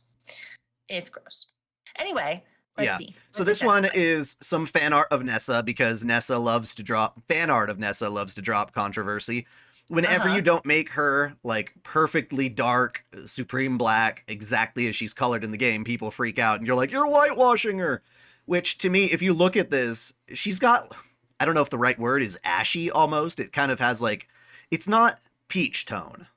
Well, I mean, she's got like a bright ass light on her. Like you can tell because okay, of how we could do that, but it's also clear that, yeah, she's not the blackest design, but she's also not like quote unquote white. Like I've got white anime girls all around me and wall scrolls and stuff, and there's a peach tone color. In this case, it's almost more grayscaled. Like she's more pale, I guess, than your typical like. Yeah, it's less saturated. There you go. Exactly, and so is lower. I don't think the artist behind this was intentionally being like, ha ha ha ha, I'm making a white girl. I think they're making some interesting stylized thing of it. And, I can complain too about when they take characters and give them massive bahongalus. Massive bahong... I can't remember. God, that guy was amazing. Yeah. Mongologongus or whatever. When the character's canon body shape is definitely not like this. That always bugs me too. When I see that on fan art, because usually I like the character for how they look originally, but it's an artist's prerogative for sure. Their autonomy to draw the character however the hell they want. And so it's just the person who's throwing this criticism out is using a blackwashed Sailor Moon. And I'm like, that's just hypocritical. I am of the ilk that thinks if you want to blackwash a character, you can whitewash a character too. Sure can. I mean, yeah, again, fan art is fan art. Fan fiction is fan fiction. Like, Well, yeah, as long as you're not claiming to fix it. And the reason why this whole Nessa thing mm, started in the first place was somebody claiming, I fixed your art without asking for permission. Saying, I fixed it. You shouldn't have made her white. And right. that's where the argument really stemmed from. Mm-hmm. Yep, yep, yep. And now we've got this other chick, or I don't know, who is getting pissed off that trans characters in video games and anime are not being played by trans voice actors. Oh yeah, that's the fun. That's the next one. It's called acting. It is, yep. It's Um, called acting, and what it really should be, and what I've always said is, it's like, in theory, you should be listening to auditions on a tape without the person's face to look at while you're doing it. How mhm. well does the voice fit the character? And that's the person who gets the job. You should be Yep. auditioning people, not just calling back your best of buds or whatever, figuring out who really is the best for a given role. And Mhm. Like the only reason you'd call back your old pals is if you're like strapped for cash and you can't afford to hire actors. You just have to use your well, friends. no, I'm just saying, like, a lot of times, like, Funimation would have, like, an actor's click, where they Of instead of course. actually holding a real audition, they just call their other buddies. Right, because they Um, can do it because they have, the resources and it's easy for them to do it. It's like, yeah, there's no reason for them not to hire new talent, but they don't. It's like, dude, okay. Rev says Des, well, yeah, he'll cover all this stuff, but he also is a different person and has different views. So, Yeah. I want to have a chance to talk about this stuff too. Yeah. Especially Give us a because chance, his man. job is to cover it like really fast within a day, and this is kind of an Mm, amalgamation of things that all come together, and yeah. yeah. Everybody gets a chance. But yeah, it's also one of those weird things, because it's like half the time when female voice actors, like, they almost always play the young boys because men can't make that sound. Mm. You know, like, I remember in Clannad, they had David Matrenga try to play his kid version, and it sounded really cringe, just because Uh. he's known for this deep, manly kind of voice, and it just sounded stupid for him to be talking like this as his kid voice. And it's like, no, that's why you get a woman to play the child, because it just Mhm. sounds better. What do I think of Unless the you can pull it restrict? off. Okay, this is a good question. What do I think of the Restrict Act, which was basically they're trying to put a new thing going through, I believe it was Congress. I don't remember, but Mm. it was saying that it might be illegal for people to use a VPN to access foreign websites that America doesn't approve of, basically. Mm. And it was kind of like a response to TikTok, which doesn't make sense because people are still going to use TikTok. That's not going to stop them at all. But the No. other thing was, like, I don't know, it's like poorly worded, terrible legislation that could wind up criminalizing all sorts of innocent stuff. Mm. Yeah. Tricky treading there. Oh, and about the Japanese question. So I think actually someone else in the chat already answered this, but I'll just say it again. So this, or DESU as it's romanized, is often kind of like it's like a final particle that you put at the end of a Oh wait, sentence to say it is. someone's asking what des means. Yeah. Who So, is that? I just saw it. It was gone. Oh my gosh. Josh Moon. And actually, is more of like an sound. So like like when you're trying to find your words. Whereas des kind of is a finalizer that says it's this, you know. So it's kind of like an is. That's the best amalgamation I can give it to. Yeah. That guy is a goblin. That guy's wrong. Yeah. America's got its own problems to deal with, Mm-hmm. and Sure do. anime isn't Yeah, part of that. we got a lot of we got 99 problems, and that ain't one of them. Yeah, Internet Archive. I heard something about that, but I don't remember the full context. But yeah, Masu is like yeah, that's like basically the present form of a verb. So tabe masu, to eat, or eat, or I eat, basically. Watashi tabemasu versus, tabemashita is I ate, and tabete iru is I am eating. So masu kind of goes at the end of verbs to make them in the present. Mhm. Yeah. Yes, desu really doesn't have any specific meaning. It's more of a grammar. Well, I thought Bit. it was usually just is, Mm. basically. That's Yes, its but closest equivalent. yes, so you can basically substitute that with like da. You know how you hear like, anime characters go like, "Orenomake da." Oh god, like da at the end is a much more colloquial way to say des, It's more like, Well, like a "Oh more my slang god." way. It's more of a slangy way that you would yell. Okay, who's this? The cartoon Factuator. Did Oh, you ever thank watch the you. English dub of Zombieland Saga's rap scene? I did not. Um, No. should I react to it Ooh, live on the stream? I'm worried about copyright. copyright, but God damn it, YouTube. I can listen to like a second of it and just see, like enough to be like, eh.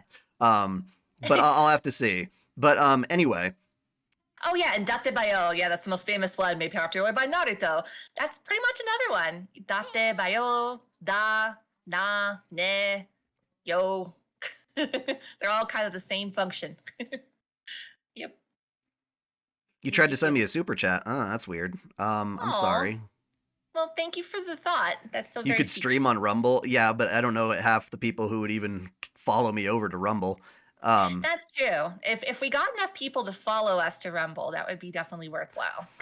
The last thing I want to mention here real quick, because we're going to start moving on to my anime list, is there was an incident recently where there was a guy who was attending and participating in a Pokemon card tournament when one of the panel judges or whatever asked him for his pronouns, and he kind of made a nervous laugh, and he's like, guy, I guess.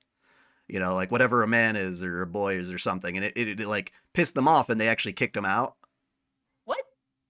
Yeah, they Dude. kicked the person out for being a bit confused about being asked their pronouns and stuff, and just trying to be like just a normal dude, like obviously like he him, I guess, but He was caught off guard. I mean, it's not something that person is thinking about 24/7. I mean, I'm sure that the goal, would be someday to have everybody just be asked, "What are your pronouns?" and be like, "Yeah, sure, she, her, cool, great." But we're not at that point yet, and to expect people to, be comfortable with that quite yet, I think that's unrealistic and not fair. I think we need more time as a society to expect that of people. I think that's really weird. It's like, no. yeah, so that part is crazy. It was not like someone going like, who made fun of it on Twitter? I'm trying to remember. Well, Who, like people like Gina Carano, maybe. Yeah, like my where she pronouns are what is it, like beep boop or whatever. beep boop and blurp. Like that's pretty obviously like, just she didn't give a crap. But if someone's like, guy, they're trying to answer, just Jesus, like you're scaring them off. Give them a chance. That's messed up. You shouldn't do that. Yeah, so that was terrible. I'm like, I can't believe that it actually happened. But apparently it did. God. But yeah, so now we are going to move on to my anime list. Hopefully there's nothing age restricted on this website. But yeah, God. we're going to quickly just go through some of the stuff that we watched from winter 2023, and then also go over what we are excited to see for spring 2023. So we watched Tomo-chan, which was amazing. Very good. I've got a video coming out for that. It was going to come out today, but now it'll be pushed down a week because I wanted to do this live stream for y'all. Talking about why she's best tomboy. I started watching Nier Automata, didn't get too far.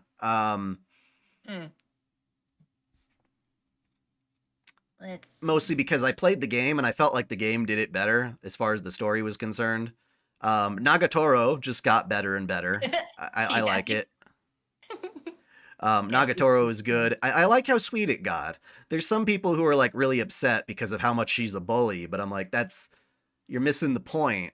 And there's a thing called character growth as well. That's true. Yeah, it starts off a bit crazy, but then it gets better. I have not been watching the Shield Girl Isekai.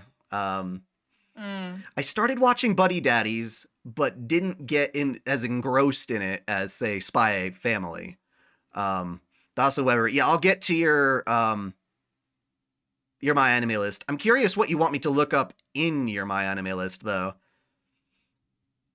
But then, definitely Danmachi was a fantastic season. It started off maybe a little slow with them being stuck in the cave and all that, but it turned around to be really good.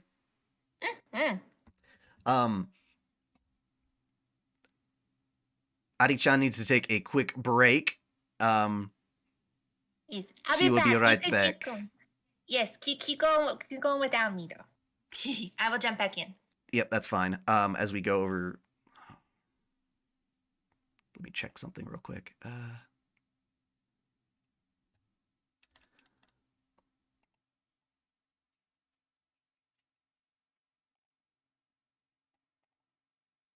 Sorry, just double checking something really fast. Yeah, so Danmachi was really good. It got really great by the end. I need to get caught up entirely on Kaguya-sama. Definitely.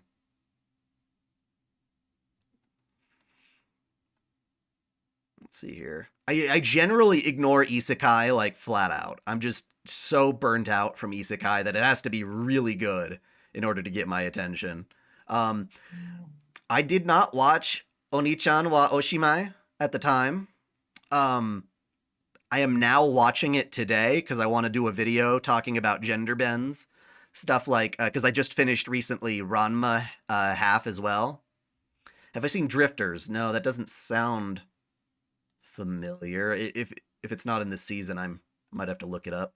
But let's see here.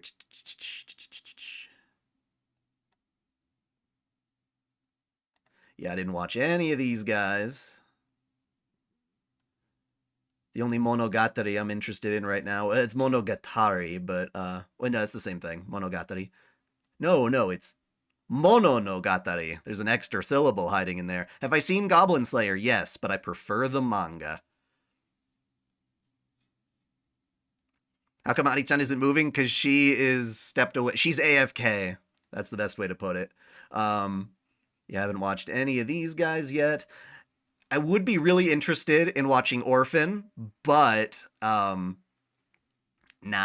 I don't like the art style, even if they claim it's more faithful to the original than the 90s anime was. I've definitely been watching D4DJ All Mix. That one's fantastic. Real quick, my character's neck is just like looking all the way over there. I need to twist my head. There we go. Yes, D4DJ is a fantastic show. Highly recommend it. It's one of the very best 3D renderings of anime characters. Hi, sorry, I'm back. I heard you, Ezra, but I'm not necessarily planning on Rumble just yet.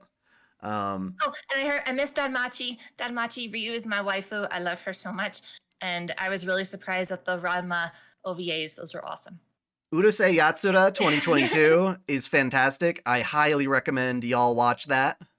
It's very good. It's a fantastic remake of an old show from the 80s that still has a lot of the same 80s mentality, but with, new fresh pop art style. I really like it. And Rumiko Takahashi's got some good shit. She really does. I really want to watch it now. I was just kind of watching it over his shoulder one day. Like, well, maybe we'll have to crazy. catch up on it. We do. We actually genuinely do. An Agretzko season may have slipped by me that I did not watch yet, although I have watched all the prior seasons of it. So, maybe I'll have to dive onto Netflix again and catch up. We sure do. I actually didn't watch this Fate Grand Order Fujimaru Ritsuka wa Wakaranai yet either. Oh, I didn't realize there was one. Is that based on the manga? I can't tell. It's really small. I don't know. It looks like one of those parody things, so it should be pretty cute. Yeah. Awesome. Yeah, I mean, Carnival Phantasm was a wonderful, wonderful surprise. Yeah. So I'm looking over at my other screen, which is why I'm looking over there. Look over there. I didn't watch any of this stuff.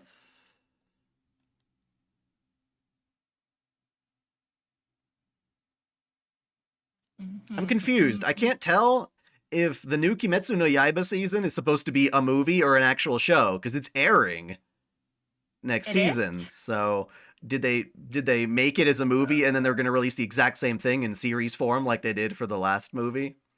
I'm confused. Know. I don't think so. Well, the problem is Crunchyroll makes it really confusing because they don't have the actual seasons listed, so you can't really even tell. Like each language version is a season as well, which makes it really confusing. So I can't even tell even when it's up. And then we got Shingeki no Kyojin, the final season, part 3 of however the fuck many. Jesus fucking Christ. Yeah, so this is not actually the final season, and because I heard that, I just ignored it. Archangel Glenn, I was curious if you were watching Monster Girl Doctor a second watch. I did like that one. Wait, Monster Girl Doctor that's the one where he's at the school, right? And there's like the succubus chick in the gym jersey. Oh God, vaguely remembering this. I don't know how much you watched that one, Ari-chan, but no, I mean I feel like you've talked to me about it. All right, and so that's what we watched in the previous season. We are getting started with a brand new season. We're right in between them now. So yeah, see, here's Kimetsu no Yaiba again, the Swordsmith Village arc, but this one is a show. So that's what I'll probably be watching because no, I didn't catch the movie or whatever. I didn't even see if there were tickets for it. Wait, well, we saw one movie. We saw the train one. Well, that was a lot. This is a follow up to the Entertainment District arc, like the next, the actual new stuff. Christ, yeah, okay. Yeah, so we're gonna meet the chick with the big bahonkaloos. I think that one of the main. What do they call them? The Kunoichi girls. No, not the girls. No. But like the whole swordsman, like the higher ranking ones. The Taira? That doesn't sound right. Haida. That sounds like... Yeah. That doesn't sound right either. That is the Hashira. Hashira. Hashira Soryo. Hashira Soryo. Katana yo ni. Katana yo ni. No, katana. Onihara wo. Kurosu.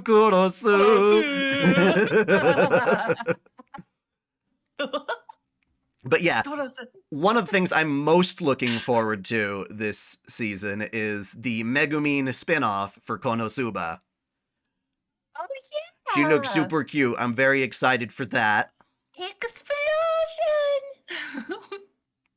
She's so cute. Dawson Weber, I want you to see the anime rankings. Sure, I will check that out. We are almost done with this part. Mahotsukai no Yome, freaking... I guess so confused. There's so many Mahotsukai. Well, no, it's God damn it, my brain was broken because I'm thinking of Yoru, but that's the different thing. Because there's like Mahotsukai no... The Magus Bride. Yome, yes. Magus Bride, that's what this is finally getting a season 2. I felt like the original series was already like 2 seasons, but I guess not. They had like weird, it was a mix of things. There's like an OVA, there was like a spin-off, there was I don't know, there was so much. Keeping track of the Ancient Magus Bride is really freaking confusing. And then I went back on Crunchyroll recently just to look at the list, and for the love of God, it says like 26 seasons is what they label them all as. Every language is a new season, so it's like absolutely indecipherable. Well, I guess we'll have to pick it apart at some point. Now, I've heard about this one, Tengoku Daimakyo, which I believe is another of the anime that's being put on Disney Plus. Oh, basically, Disney Plus is getting anime? This is getting the treatment that Summertime Rendering should have gotten. Basically, Disney Plus was supposed to get it, but they fucked up royally, and basically nobody gets to watch one of the best anime around. Summertime Rendering. If you haven't watched it, you need to watch it. It's that good. Yes. Like, it gets a little crazy. Like, there's a couple episodes where it just gets like, okay, what? But it's good. It is so good. Like, yeah, the new Bleach is also on Disney Plus. That's true. But this, I don't know, it's got people excited. I don't know. I'll wait to see if I see some like I tend to look on Sankaku Complex for new anime whenever they post one of those articles that's just like a bunch of GIFs from one of the newer episodes, and I'm like, if the Oh yeah. animation looks good, I'll like it. Sorry, Kenshin poked his little head around the corner. You cute And he's little on top of my nickel. he's on top of my computer. So I'm just gonna make sure that he can't get my power button. A moment, please. Oh yeah, I thought the thing was sitting on your power button. I'm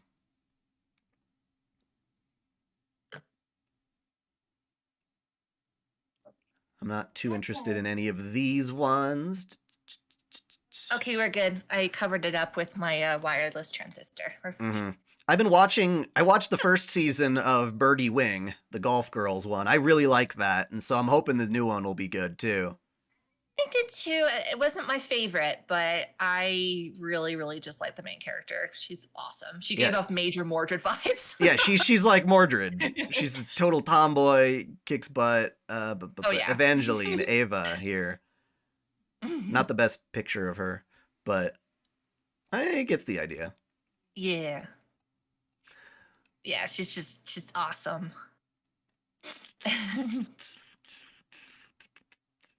Again, I don't care about Orphan anymore, unfortunately, because I just don't like the art style. If I read Isekai, I ignore it. You should do we were talking about this, how there's so many Isekai now that just like the only Isekai I'm kind of mildly curious about now is the one with the vending machine. Wait, what? I get reincarnated into another world as a vending machine. It's pretty funny. Hey, Creators Freedom. Do you plan on watching Tomodachi Game? It wasn't on my list necessarily. Uma Musume has like really amazing art. I don't know if its show is any good. How many anime have I watched before? I will show you my anime list, in fact. It's over 900. Wait, there's another one of these? I thought we were already done with this. Wait, what? I don't like this show, but I'm curious. What is that one? Oh. My teen romantic comedy snafu is what they localize it as. Oh, snafu. That's the one I always just never understood. I really liked Psycho-Pass, and I watched the first 2 seasons, but I dropped it at the movie and whatever came after that. It was hard to keep up with. How many seasons of Psycho-Pass are there now? I don't know. There's 2 seasons, a movie, and I guess another movie now. It's just, it wouldn't take long to catch up, I guess, but I just haven't. Where the frick is Mushoku Tensei? That's supposed to be on here, right? You would think. Did I pass it? Am I blind? Well, Mushoku Tensei is supposed to be getting another season. Did they postpone it? No, they shouldn't. Hold on. Did that just get delayed and I didn't notice? Mate. Mushoku Tensei. Am I blind? I don't know. Let me look. Anime. Set premiere July 2023. Okay, fine. We'll have to wait one. Alrighty. Well, I'm going to be very busy in the next season anyway, so I guess that'll help. I can be patient. How do I look up another user on the site? Users. There we go. Gumi wants to look theirs. Oh, okay. Let's see if it's actually Gumi 115. You wanted me to look at your rankings. According to the first episode of the second season of Uma Musume, the souls of racing horses are reborn in this one. Yeah, I'm not surprised. Oh. And then how do I get to your anime list full? Not the history, but the whole thing. There we go. Listo. Citrus. I forgot Citrus. Is Citrus gonna get more? I wouldn't mind if it did. No, the last manga update was in March. Looks like that'd be nice if it got more anime. Okay, so you love Black Lagoon. I already knew you loved Higurashi. You got Death Note, Code Geass. Hell yeah. More Higurashi. Kana no Kyokai. Yeah. Toradora's fantastic, very good. I see Kara no Kyokai in there. Well, Yes. there's multiple movies. Oh, yes. Shiki, that horror one with like the vampire people in the village, that's interesting. Steins Gate, yeah. Yeah. Yes.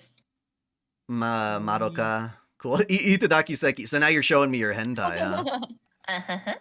I actually do. Well, that one is like a class above. This is a many pretty good others. hentai, and I actually Yes, like. it is. I actually like its dub, and when it got a dub, it also meant that we Did it? got an uncensored Blu-ray. So yay! I feel like this one's probably the most famous one as well. But I mean, it's for good reason. It's good quality. It's very good quality. I don't know. The Cool. first episode or two of Citrus was like mega hot, so I liked that. Yes, it was. But Th- then that- that it got into really, it. really cringy over time. I know. Yojo Senki was pretty fun. Yeah. I didn't Well, that's I didn't finish Gleipnir. More Higurashis, and oh, that's just Spirited Away. yeah, Spirited Away. Yeah. Yeah. Not my It's a good favorite one. of his movies. I mean, Princess Mononoke is always gonna be Mononoke, kind of up the top Mononoke, there. and Castle in the Nazca? Sky for me. Oh, Castle in the Sky. Yeah. Nazca is also very good. But Nazca's good. Yeah. Mm-hmm. Let's see. We got Yu-Gi-Oh in there. I did not watch enough Yu-Gi-Oh while it was on TVs. Scum's I- Wish was fun. What was Scum's Wish again? Oh my gosh, that sounds Kuzu no really familiar. Honkai. Yeah, it was. The chick was in love Oh. with her teacher, and he was in love with his teacher. So instead, they bang each other. It was kind of weird. Okay, remember the girl with the pigtails now. Okay. Yep. Man, yeah, we've watched a lot of anime. I just can't remember it all in my head at one time. Jeepers. What else you got? Sword Art Online. Yeah. Yeah, the first Sword Art Online was like one of the first anime that we just like really, High School of the Dead is only a 7.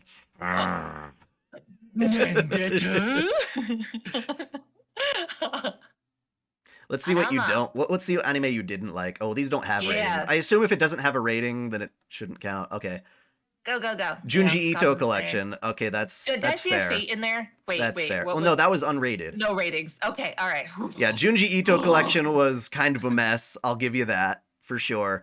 Not that we're totally judging you completely, but we are. Well, we're gonna show mine, so it's only fair. Good. I'm just SAO was okay. I like your little note. Because like the first one, we really resonated with that, especially just the love story, how that kind of developed. I've That never was- seen Yeah. Spider Riders. I've never heard of that. Looks like a retro.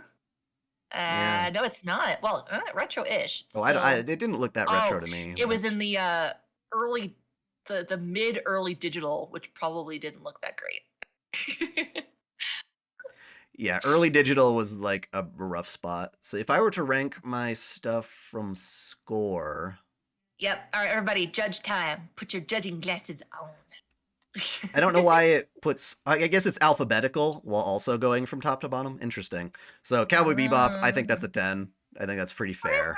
The movie was fantastic. We got Trust and Betrayal OVAs for Kenshin. Of Very course. good. Last Exile was a fantastic one. I missed Last Exile. I gotta rewatch it. We do. Mononoke We have so many. Hime, like I said, was one of my favorites.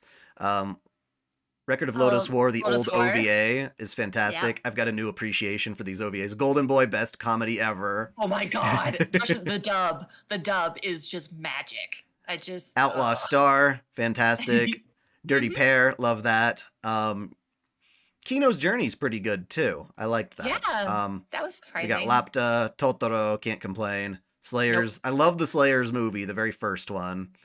That's Nazca. Interstellar 5555. We just I really watched that like. recently We again. did, yeah. It's Ah. the Daft Punk anime music video that's like their entire first album that tells a story with anime. It's really cool. It's amazing. Oh god, so well done.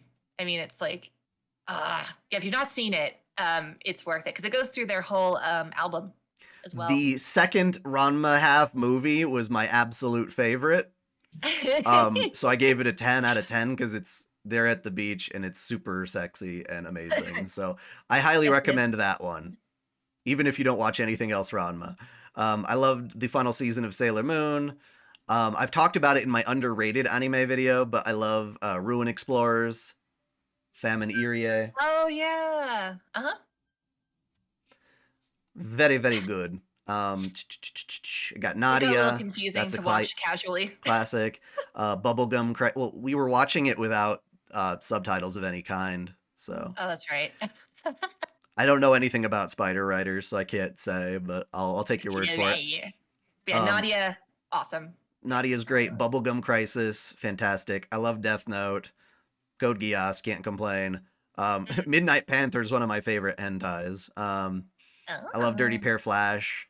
I can't wait for my Blu-ray set to come out. We crowdfunded it a while ago, and they're still working on the dub. Oh yeah, Time of Eve on there. I forgot about that. Yeah, Plastic Gurren Little. Lagann, fantastic. Plastic Yeah. Little, Kara no Kyokai. Yeah, Time of Eve, fantastic. I also really like Blue Seed. Oh, yeah. I always get that really confused with the other one that's blue at the beginning. Full Metal. I like Brotherhood. Brotherhood deserves a 10. Oh, yeah.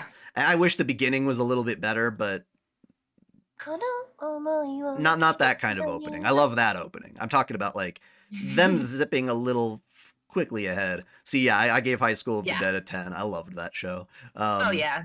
Steins Gate as a 10, of course. I cannot say the same for its sequel necessarily. No. Carnival Phantasm, of course. Anohana, Oh yeah. also a 10. Me together.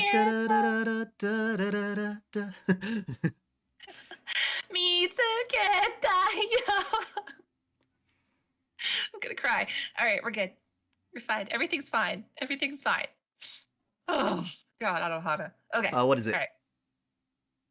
Patama Inverted, I think is what they called it. Yeah, that one's a very good Yes. movie. I was very proud of myself. I found that randomly on a Netflix list, and I think I proposed it for our movie night once. If you haven't That seen was an awesome Tonari no surprise. Seki-kun, it's short and hilarious. Oh my God, It's just so about fucking this funny. little dorpy high school boy who's like constantly like screwing around at his desk instead of paying attention in class, and it's hilarious. Yes. Amagi Brilliant Park is bloody brilliant. Kill la Kill, all Yes. that good stuff. Fate's Day I Night. started making a Planet Coaster replica of the theme park. I haven't gotten very far, but I did make the roller coaster so far. I don't know enough about Splatoon to comment. Splatoon. I love Cabaneri. Heaven's Feels are on there. Can't understand what my husband is saying. Shida Yukihime is fantastic for what's out. Yes. I would not give it a legendary because it's not complete in my mind. I feel like there should be more. Yeah. Sa. I did like the Ordinal Scale movie. That was just fun. Oh yeah. That was cool. I really like the whole AR concept as well. Kind of there being kind of this controversy about it's not real VR. Oh God, Violet Evergarden. Oh my God. Oh yeah, Like, no. So dude. I gave a lot of things 10s because I love what I love. But All right, how about stuff you hate? Let's go. I don't know. We have to go to the very bottom of like 900 anime. Oh God.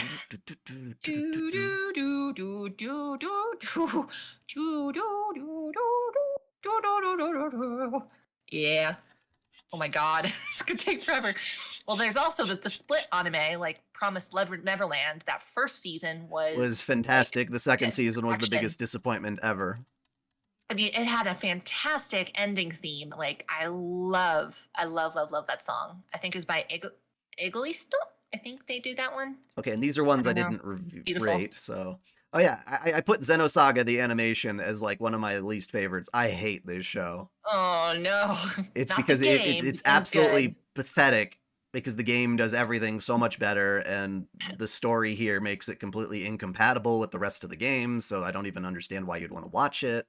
It makes no sense. But these things below here are not ones I don't like. They're ones I haven't rated yet. Oh yeah, so of course we got second season of Promised Neverland down here. Somewhere. Rotting. I absolutely Rotting in could hell. not stand the newer version of Hoshinengi. I love the original one. I did not like this one. I do not like the Fear and Loathing in Las Vegas song they used for the opening, which does not fit this epic Chinese fantasy. It's like, what were you thinking? I love the manga for the Island of Giant Insects. This movie is so cringe. That was awful. We were having such a hard time getting through. This is a good one to watch if you want to watch something that sucks. It's a pretty fun watch for a sucky anime. Yes, it is. If you just want to like laugh your ass off and like eat something, like have something else that you're doing that is enjoyable while you're watching it, because you're not going to enjoy the show. It's not. It's so bad. Oh my god. It's bad. What was the Mikaku City Actors? Why does that one sound familiar? Wait. Game King, what are you talking about? I hear these allegations that you and Ari-chan's voices mimic the voices of channel OtakuDaiKun Productions and Flame Alchemist. No, that's because that's our old channels. That's us. You can find some fun, very retro stuff on our old channels. Yeah, see, that's us. This is my channel. It's a me. See, that's me. That's my channel. Have fun. You'll find some very some I'll look at your plan to watch as well. Sorry. Yeah, no, it's good. It's just you'll find some interesting gems in there. Some on my side are pretty cringe. I really did not like Mikaku City Actors. I really tried to love that one. You haven't seen it. I watched it on my own and just could not take it. It looks like it would be good, but the story is so horrid. It made absolutely no sense. Oh yeah, God. And probably the most controversial is I really, really do not like teen romantic comedy Snafu. I really did not enjoy that show. It has good art, but the story pisses me off. I don't know. Oh, and Kenshin, yeah, the OVAs. Perfect. Absolutely. Also, this is a really weird one. It's kind of like borderline hentai, as you can see with this like little thing, but no. Master of the Martial Hearts was like a really terrible one. I can't believe they actually dubbed that. I really hate the Clannad movie. Lots of the Clannad movie I just cannot stand. There's some tiny parts of it that I thought were kind of cool looking, but no. And perhaps easily one of the worst that I've ever seen is, sadly, the Nadia motion picture. This thing is not made by the same people. It is absolutely horrible. And the Clannad movie, too. That was also another... I just showed the Clannad movie. Yeah. Oh, sorry. I went back in time about 10 minutes. Oh, you got to rewind it then, because you're behind me now. Oh, no. I mean, in my brain. My brain went back in time, and now we're back. Yeah. Did you ever watch Groove Adventure Rave or Rave Master? No, but I saw the comics for it. What is my rating for Rurouni Kenshin? Well, it depends on which one. I like the OVAs more than the actual show itself. I mean, I grew up, like, the show was actually the first anime that I knew was anime, and I obsessed over. It's my favorite It's a good one. It's a good one. Good. It had fillers, and it was a little clunky sometimes is all. That's all. It had, like, 90-something episodes, and about, like, the last 60% of them are mostly filler. But there's some really good stuff in there. Guilty Crown is one that's absolutely gorgeous. Has amazing music and characters and everything, but the story was stupid as shit and made absolutely no sense and ended horribly. So,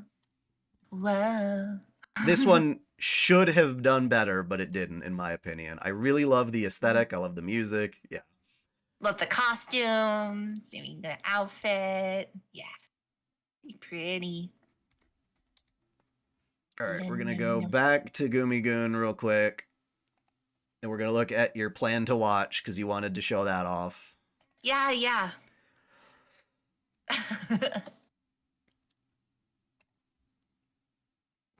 Burn the Witch is good.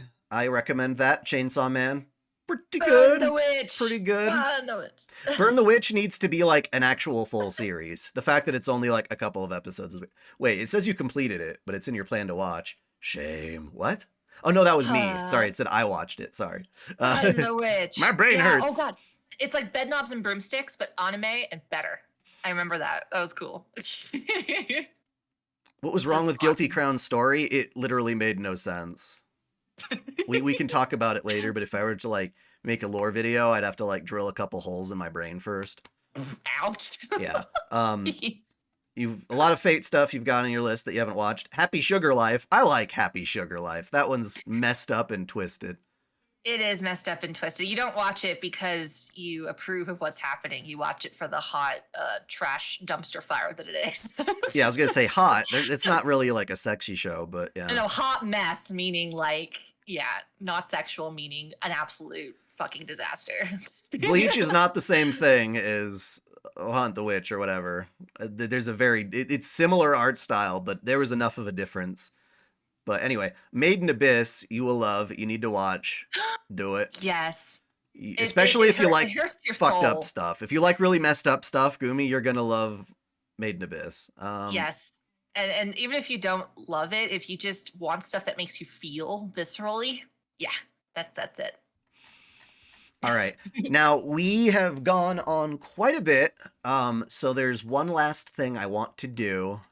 Oh, actually, two last things, really quick. Let me take hold of my web browser again. Take it back. Take it back. Yep. What am I doing? I am looking for Zombieland Saga rap. Oh dub. yeah, we're gonna see the dub. Yes, which neither of us have seen yet. All right. Well, we'll see. Copyright. Or you can get destroyed. Can you try to hide that we're No. You got to get to the rap. All right. Get to the rap. Wait, what? Shh. Sorry. Think you got rhymes? Okay. They're not dubbing yet. There we go. I'm trying to do everything I can not to copyright strike. Yeah. Don't you see they hate us? We're monsters to Hey, you're talking. So you talked over it. them. And if you don't accept that, this second chance is gonna end. The cops are trigger happy. That's what happens when they're fearful. And you're That's not even rapping. got no sense. You think a badass bitch like me's gonna run when things start to get intense? I was in a biker gang. Or did you forget that? I don't care. There they are. It's okay. I don't like rap anyway, so maybe this is just not my best, like, judge of character here. I can't remember Here, send me the anything link. about my I life got it before, here. but when I step up on the stage, it's like I found something to live for. You might think that I'm naive. Okay, let's see. What are you saying, Ari-chan? Because I can't hear it, so I gotta find it. You couldn't hear it. No. What do you mean you can't hear it? Oh, wait, because you got it muted. Sorry. Yeah, sorry. La la la. I don't know. As far as a dub has to be, I think it's okay. Hey, you're trying to I'll act play a shy second. when you know you got game. Got the talent, the experience. You girls have it all, so it's a spit in the face. Doesn't really rhyme much, but then again, I would have to compare it. Compare it to the Japanese one and whatnot. It was all right, but I like the Japanese one still better. Millennial- But they did a really good job. millennial writing. You said there was a video called Millennial Writing. What was the one that you wanted me to watch, dude? Yeah, Mori Calliope's rapping is fun. I like her. Oh yeah, Calliope Mori. Yeah, I can take it. Yeah. Foreskin. Oh gosh. No, Forspoken. Well, no, they titled it Foreskin. Where? You see on my screen. Oh, I see. You mean the thumbnail? Okay, so this is gonna be probably our finale. I'm gonna watch this, react to it. We'll pause and mention. Alright, I'm gonna turn my video up. Turn my volume so I can hear it. Yeah, that's fine. Wait. Screw Here, I you. can move my head. Screw you and your ads. When you're launching a No! new product with a tight deadline, You guys don't get to watch that. Grammarly's tone suggestions can help. No ads for you guys. I've noticed a trend ads for in you. writing. It seems to be getting more common over time. It's a certain type of writing that I'm trying to describe. The best term I can think of to call it is millennial writing. You'll find out why. Okay, imagine this. Shrek. You know those tweets that are like, capitalism low-key killed our vibe and gaslit us into being okay with our bosses and landlords taking our excess value? And then it has like 250,000 likes. I'm more so just referring to the Twitter style of speaking, the tone and affectation and vocabulary. Now, have you noticed fair the enough. style of writing in modern games? I'll go through some examples to shed further light. Remember the cringe Saints Row reboot or new Tales from the... Well, this is the kind of stuff that we see slip into our anime subtitles. That's the problem. Yep. Is like weird Twitter speak. It's a problem. Borderlands? There is undeniably a certain style here. By the way, I'm using footage with credit from YouTube for these. All within fair use. Because, I'm sorry, but why on earth would I want to play these games? Why would you expect... I'm going to move it around the screen for copyright, because he's just talking. Say what you will about Telltale movie games, Tales from the Borderlands was a very well-written game, with well-wrought and interesting characters. It'd be reasonable to be excited for the follow-up. I assume if to he's that on the monetized, I shouldn't basis have to of worry, your but you never enjoyment know. of the previous one. What you may forget is that this game isn't made by Telltale, it's Gearbox, who made Borderlands 3. Borderlands 3 is an excellent example of this style as well. In fact, can't say the I care gradual much about collapsing Borderlands, quality of so, Borderlands writing maps onto this trend really well. Borderlands 3 had excessive pop culture references, like a mission where you need to get the big suck. I can just imagine the millennial writers sitting back in their room chuckling at that, a wry grin on their face. I used to play a lot of Overwatch, so seeing that big wheel roll around because I used to play Junkrat.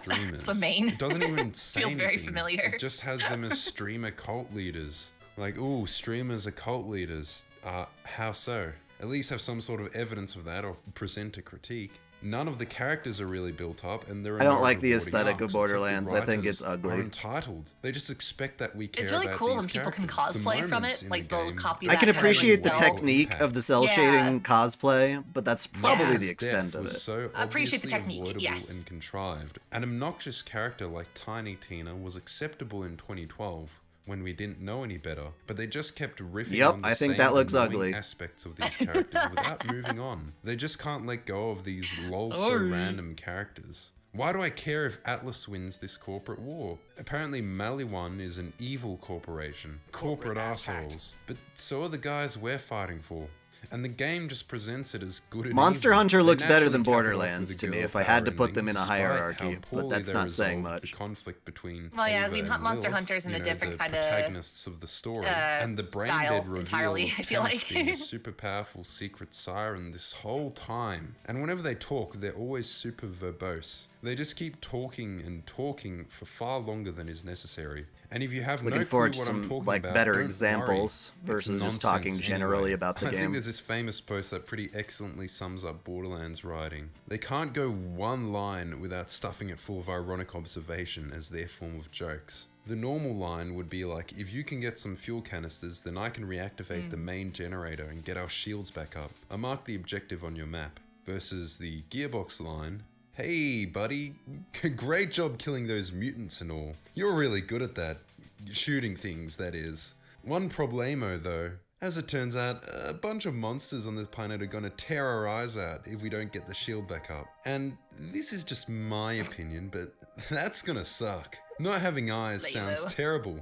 Like, how am I supposed to read my collection of bodacious space babes without any flippin' eyeballs? So here's my brilliant plan that I got written on this here napkin.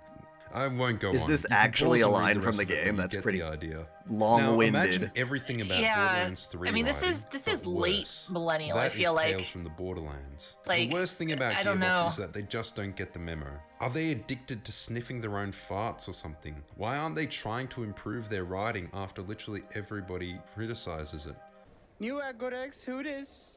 They assassinate the character of Reese. What did he just In say? fact, he's basically a different character entirely to the one from Tales. Now he's the corporate arsehole, basically taking on the exact same role as his enemy in Tales. In Borderlands 3, there was some Well, we're gag supposed to about how get his favorite frozen yogurt Camelot place got sometime destroyed. soon, right? Thank you, Archangel Glenn. Oh, thank you. And I'll definitely be streaming Camelot when that comes through. We do like the skits. Oh, I Those can are just fun. imagine it. Some 30-something with an English degree paid for by their parents whose greatest trauma, besides getting trolled on Twitter, is their favorite food place which they would visit in between sessions of making PowerPoints in their Mac shutting down. And they brought that trauma into the game. Now apparently they thought this frozen yogurt gag was so funny that they had to revive it for the next game as the basis for one of the characters, as if it was some beloved gag. So this Froget place is on Promethea, a fictional planet that looks remarkably like San Francisco. And of course it's very It is so diverse, bizarre. or rather it reflects There the must have been a focus demographics group at of some point. San Francisco. If the point of representation is to introduce I'll new... pause it real quick. No, it's a Lost Belt. Lost Belt 6 is what we're getting. I'm not going to be reacting to another video on this stream. We're going to be wrapping it up soon because I got things I got to work on too. Oh. I do appreciate it, but yeah. Maybe some other time. Yeah, I mean, if you guys like this kind of stuff, Well, they're talking about this is- skits. When you mean skit, are you talking about the Artoria Mordred therapy 'cause, one? yeah, the Because therapy that one is wasn't Ari-chan, amazing. actually. That That was wasn't someone me. else. But But it was expertly written by Dai-kun. It was fantastic. And then somebody asked one other thing. Oh, have I seen those videos where the Gen Z people get asked basic fucking questions and can't answer them? Yeah, I've seen Yep. those, and they're very cringe. It is very cringe, and just you can see that the wheels are turning, but there's nothing to turn. It's just nope. I have Very watched Kaze no Stigma. I enjoyed it for the time I was watching it, and Oh, then hated that yeah. it did not finish very well. It's like, oh, go read the manga or whatever the fuck its source material was. So it always happens with good shows. Sometimes, it'll go really well, and then either they run on a budget or they have to rush it, which is the most horrible decision ever, and then it just ends on a bad note, and it just sours the whole show. It sucks. and It's different stupid. viewpoints, then this is achieving the exact very unfortunate. opposite of that. It feels like these stories only represent the experiences of Mm. young, wealthy, inner-city tech people from the coastal cities of America, an extremely small niche, I see. Twitter addicts. Hey, Papa Girardi! I can smell your space calzones from here! Ah, thanks. I need a new name for them. Might also need to stop doing that problematic accent. Yeah, I know. A lot of the references and That was pretty bad. Yep. It kind of they just hurt. feel out of touch. Miss Johnson! Did you get a cybernetic leg? That thing's straight fire. Like they're No, skits are trying to good. It's just they kind of take a lot of time to, do justice and write. Dai-kun is very busy with all the things. I know it's only a 1-minute video, but tell me what it's about, like, because I want to know what I'm getting into, at least in this case.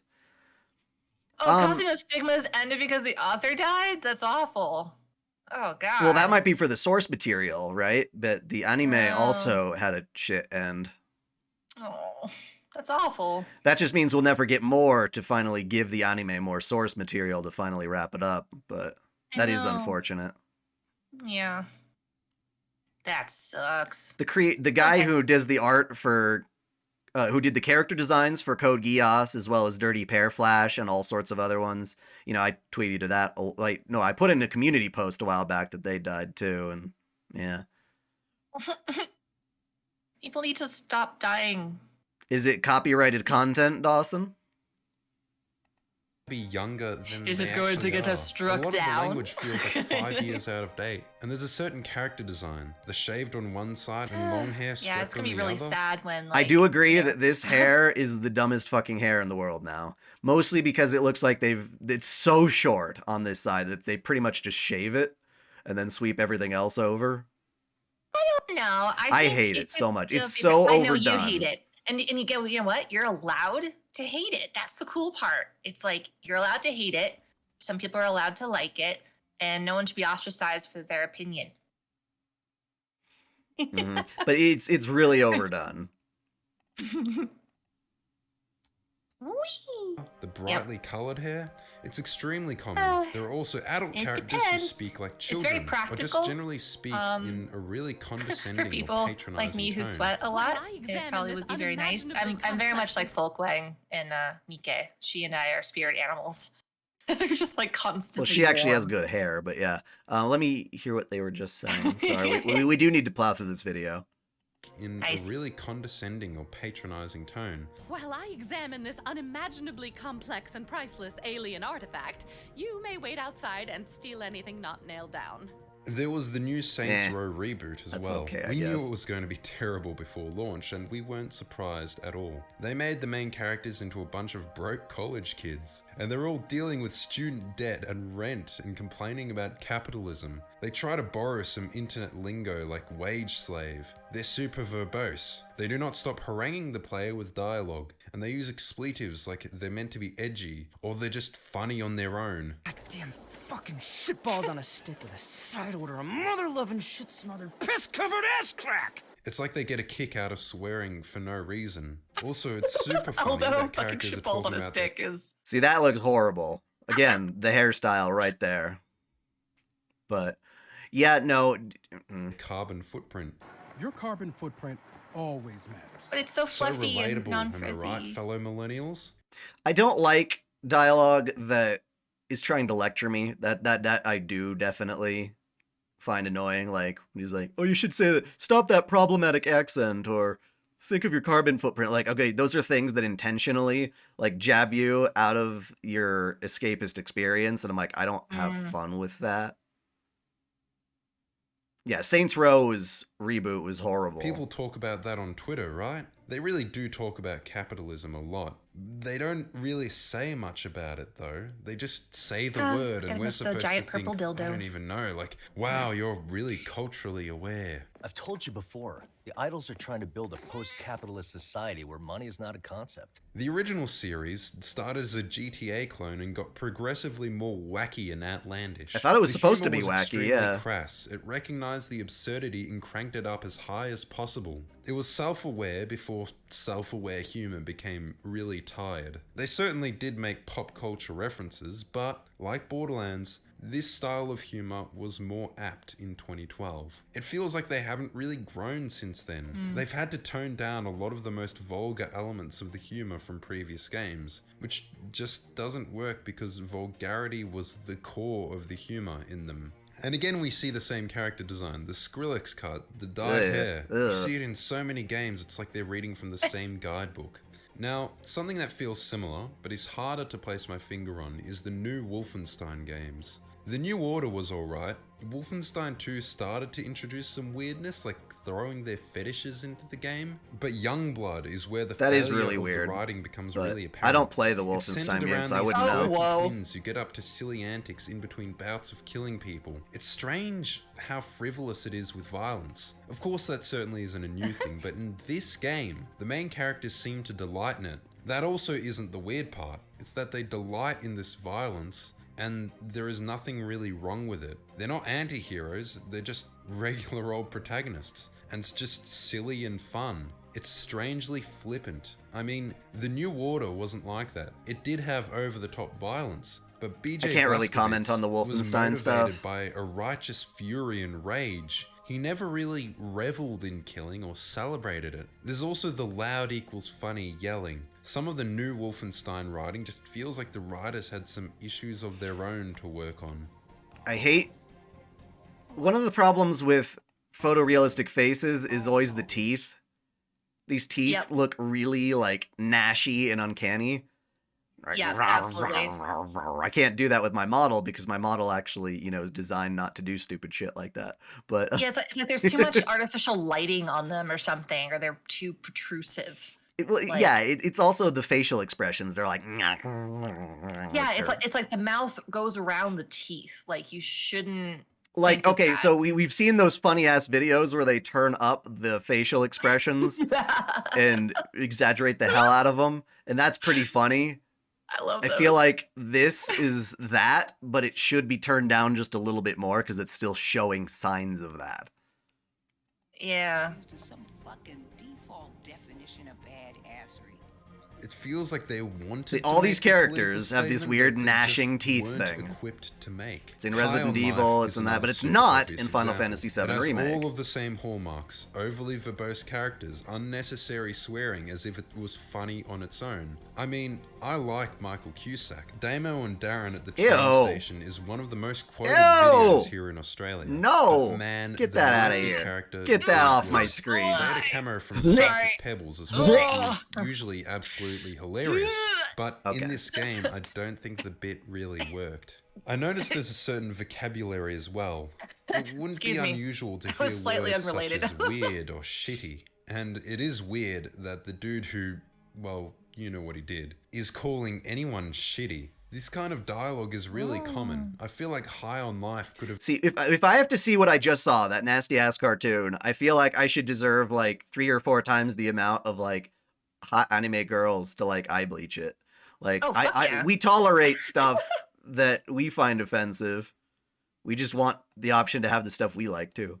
For all the times you've accidentally stumbled across Ren and Stimpy, like, I feel like there needs to be, you know, compensation in equal measure. I know, right? Better. We need somebody to cut like refund. 90% of the dialogue. Yes, only a leaving the refund best stuff of in. As of brain right now, it seems allocation like they space. believe that annoying. You like people is Ari-chan's funny. hair? Yeah. Similarly to loud. I hear you, Dawson. I'll Thank you. consider Who it. seems to have taken on some of this writing as well. Anna Bray is starting to sound like a Borderlands character. My security frames are overrun. Is another example of your over-promise, under-deliver attitude. Oh, yep, nope. No ads, even though Spider-Man can be cool. Yeah. Especially if it's into the, yeah. I mean, that was a good movie, the first one. Yeah, and that's a sequel, I think, so. Yeah. That sounded like, Anna, please help me. I need you. They're killing me. Ow. A simple yes would satisfy. So quirky and sardonic. This type of... I wonder what this guy would think of the dialogue in Portal. Especially Portal 2. Yeah. Oh, Portal 2, that's a good point, because the first one is just flat out dry, you know? Yeah, that was an ad for the new Into Spider-Verse one, or whatever they call it. Yeah.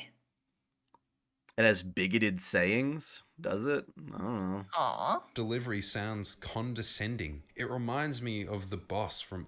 When I think of Avatar: The Last Airbender, I like Avatar. It was good. And the then last Airbender, Shyamalan- yeah, the live action was a piece of crap. I don't think they should try it again. Well, here's the stupid thing. The creators were actually on board for the live action TV show, and I was really excited about that finally. What, did But it cancel or something? Well, no, it's still going forward, but the creators were like, you guys are going way off the rails. We are no longer involved anymore. So they did it again. So- Like, God damn it.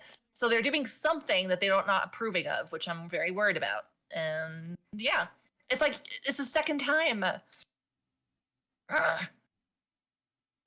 Office Space. Yeah. If you could just go ahead and make sure you do that from now on, that would be great. I'll mean, be I love honest, Office I do not Space. see the appeal. Yes. And, you know, I can't really bring up millennial writing without at least mentioning indie Earthbound-inspired game that's secretly about depression and mental health. These tend not to have the exact same tropes. Now that I think of it, Has it anyone would be ever seen unusual to Cloud's find similar Dreams? stuff It's in indie random, games. It's just like, that people in the comments are going to before, bring this up like, if you're going to YouTube talk poop about was a millennial thing. games. It's, so I think I'm starting it's to get a like the picture OG of the hallmarks with, of this style Final of Fantasy writing Advent that stick Children. out to me If you from look up these Cloud's and Dream, many more I think it's the examples. second one that's the best aforementioned one. vocabulary, It's so good. shitty, weird, It gross, came out when I was icky, in high yucky, school, yikes, like very early my high dude, school. my guy, y'all, and of course, decent human being. And they use a lot of Another stuff from millennial phrase I tend Office to Space hear in it. is the bar is on the floor. Among other things. It's funny how a lot of these phrases are kind of childish. I'm not sure whether they're trying to be condescending and infantilizing to others, or whether they are themselves infantilized. They so often sound passive-aggressive. Another millennial phrase that annoys me is do better or be better. Again, talking down to you. It's insanely condescending. It just seems like a failure Fair. to grow up. A lot of the humor seems like it's from the people who've struggled to grow up since 2012. Well, but they also put lots It of seems money like into they're that Death Note emotionally live stunted. action. And this is probably just me reading into it. And I see a God. lot of crossover with the being emotionally stunted and all of the pop culture references. It seems like some kind of identity. that they're trying to cling to, that they can't let go of. I mean, Fallout 2, all the way back then, was full of pop culture references, but I don't know, back then, being a quote-unquote nerd was kind of a subculture of its own. It wasn't really something people aimed to be, it's just a label people got slapped with for the activities and subculture they gravitated towards. It was to make fun of them. Now, nerd is like a market demographic. That's a good point. We went through a weird metamorphosis where suddenly being a geek or a nerd was like cool. Yeah. Purely around cynical consumption nowadays, and obviously nothing. Well, and there's also a point to which it no longer feels very nerdy. Like, you're not actually into this stuff as much as you say you do. Like, selling the pop figures is like an example of how to be as unnerdy about your nerddom as absolutely possible. Good point. Because it's just this like commercial popular product that you show to like say, yeah, I'm a geek, you know, but it's like, I don't know, it just feels fake. I don't know. There's some people who probably enjoy it, but I feel like the marketing as a whole for it is bad. It's like creating this relatability sense, you know, like, you know, hey, I'm just like you. I collect these pop figures as well, you know. But it's become mainstream, so it's not really the same anymore. Nothing epitomizes this more than the Funko Pop, which is like a religious icon for millennials. The pop culture and there's obsession nothing wrong seems to stem with from mainstream per se, because a lot of people find, you know, community and solace in it. And but tolerable in 2012. It's when embarrassing now. There's some weird gatekeeping that starts popping up, and it just becomes, you know, doggo, because that's portal. A Twitter account, right? Having quips everywhere that undermine dramatic moments. I don't know. I think Pet the Doggo is good. Yep. Joss Whedon's writing is a very interesting type too, because sometimes it can be fucking annoying. Like when you watch the writing he did for like Alien Resurrection, for example, it doesn't work at all. It's just like makes it impossible to take his world seriously. Whereas I believe he did writing for like Cabin in the Woods, but that was designed to work with his kind of humor. So that was funny. So like that's like coming off of Buffy, you know, I mean, Firefly, like that kind of stuff where it was the sting of humor with a lot of heart underneath it. And then Cabin in the Woods was just like a tiny bit of heart with a lot of silly. Yeah. Having an easy mode called Tell Me a Story or Story Mode, letting you skip bosses or parts of the gameplay, making the game easier if you fail too many times. I also just wanted to mention a few tweets because people speak like this. I mean, he did the first Twitter, Avengers too, and I think right? That's where it comes from. And he did. Once you see enough of this, first you start couple to of Avengers, I feel like, but, before the brothers. He did the first two, I thought. Yeah. But yeah, no, but people have very much been sick and tired of the Disney style writing that they put in things like Mandalorian or Avengers or any of the new Marvel movies, rather, just because it's like it can't take itself seriously. They always have to like hop in a joke like every 2 seconds. I guess it depends on which work you're watching. It's like a defense mechanism. Yeah, that's true. Yeah, it's almost like it's funny because it does feel like that. Like I think somebody said once that like you put LOL in a sentence to be as like unthreatening as possible with your statement. It doesn't even mean you're actually laughing. You're just And I do that all the time, like with my non-official correspondence in my company, like communicating with my coworkers. I admit it. It's bad. It's a bad habit, I know it happens. But what do I think of you watching Fate? I hope you enjoy it. Don't watch something you don't enjoy. I guess that's basically it. Style when you see it in media. Tuesday, the day you realize that nothing can stop you because you are a magic skeleton. Yeah, I mean, the Heaven's Feel movies are animated with electricity and like imagination. Works you of have art, a cave so in your face if you full of end up getting to bones those, and 5 you'll be tentacles at happy. the end of each arm. You can do anything, magic skeleton. Between Bernie, my ex-wife, the tenant from hell, and General... Oh yeah, that reminds me. What pisses me off more than millennial writing is give me just a sec to find it. My brain's stuck. Brain stuck. Brain stuck.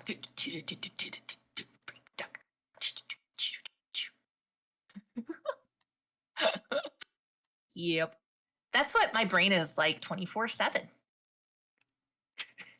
It's amazing I'm able to function as a human.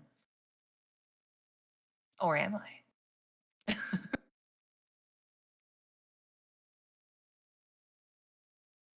All that she wants is another baby. All that she wants is another baby. Yeah. Oh, interesting. You know what? I'm confused. I could have sworn.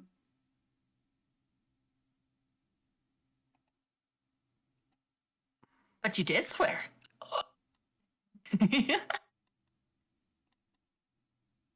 What you looking for, Bunny? I can't get like an appropriate date on this thing, like when it happened. Well,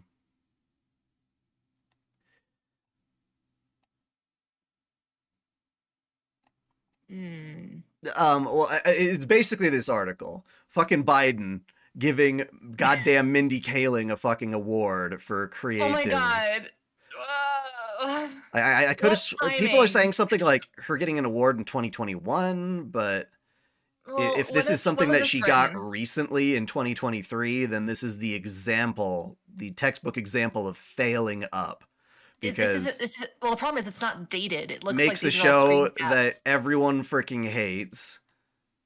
Well, this stupid BuzzFeed article was March 22nd, but oh, her mom died of cancer. That sucks. Well, that's completely separate from the fact that she made a horrible television show that nobody likes, and they're rewarding her for being creative for making a show that nobody likes. It's like, that's the kind of world we live in right now, where the more people hate it, the more we get it.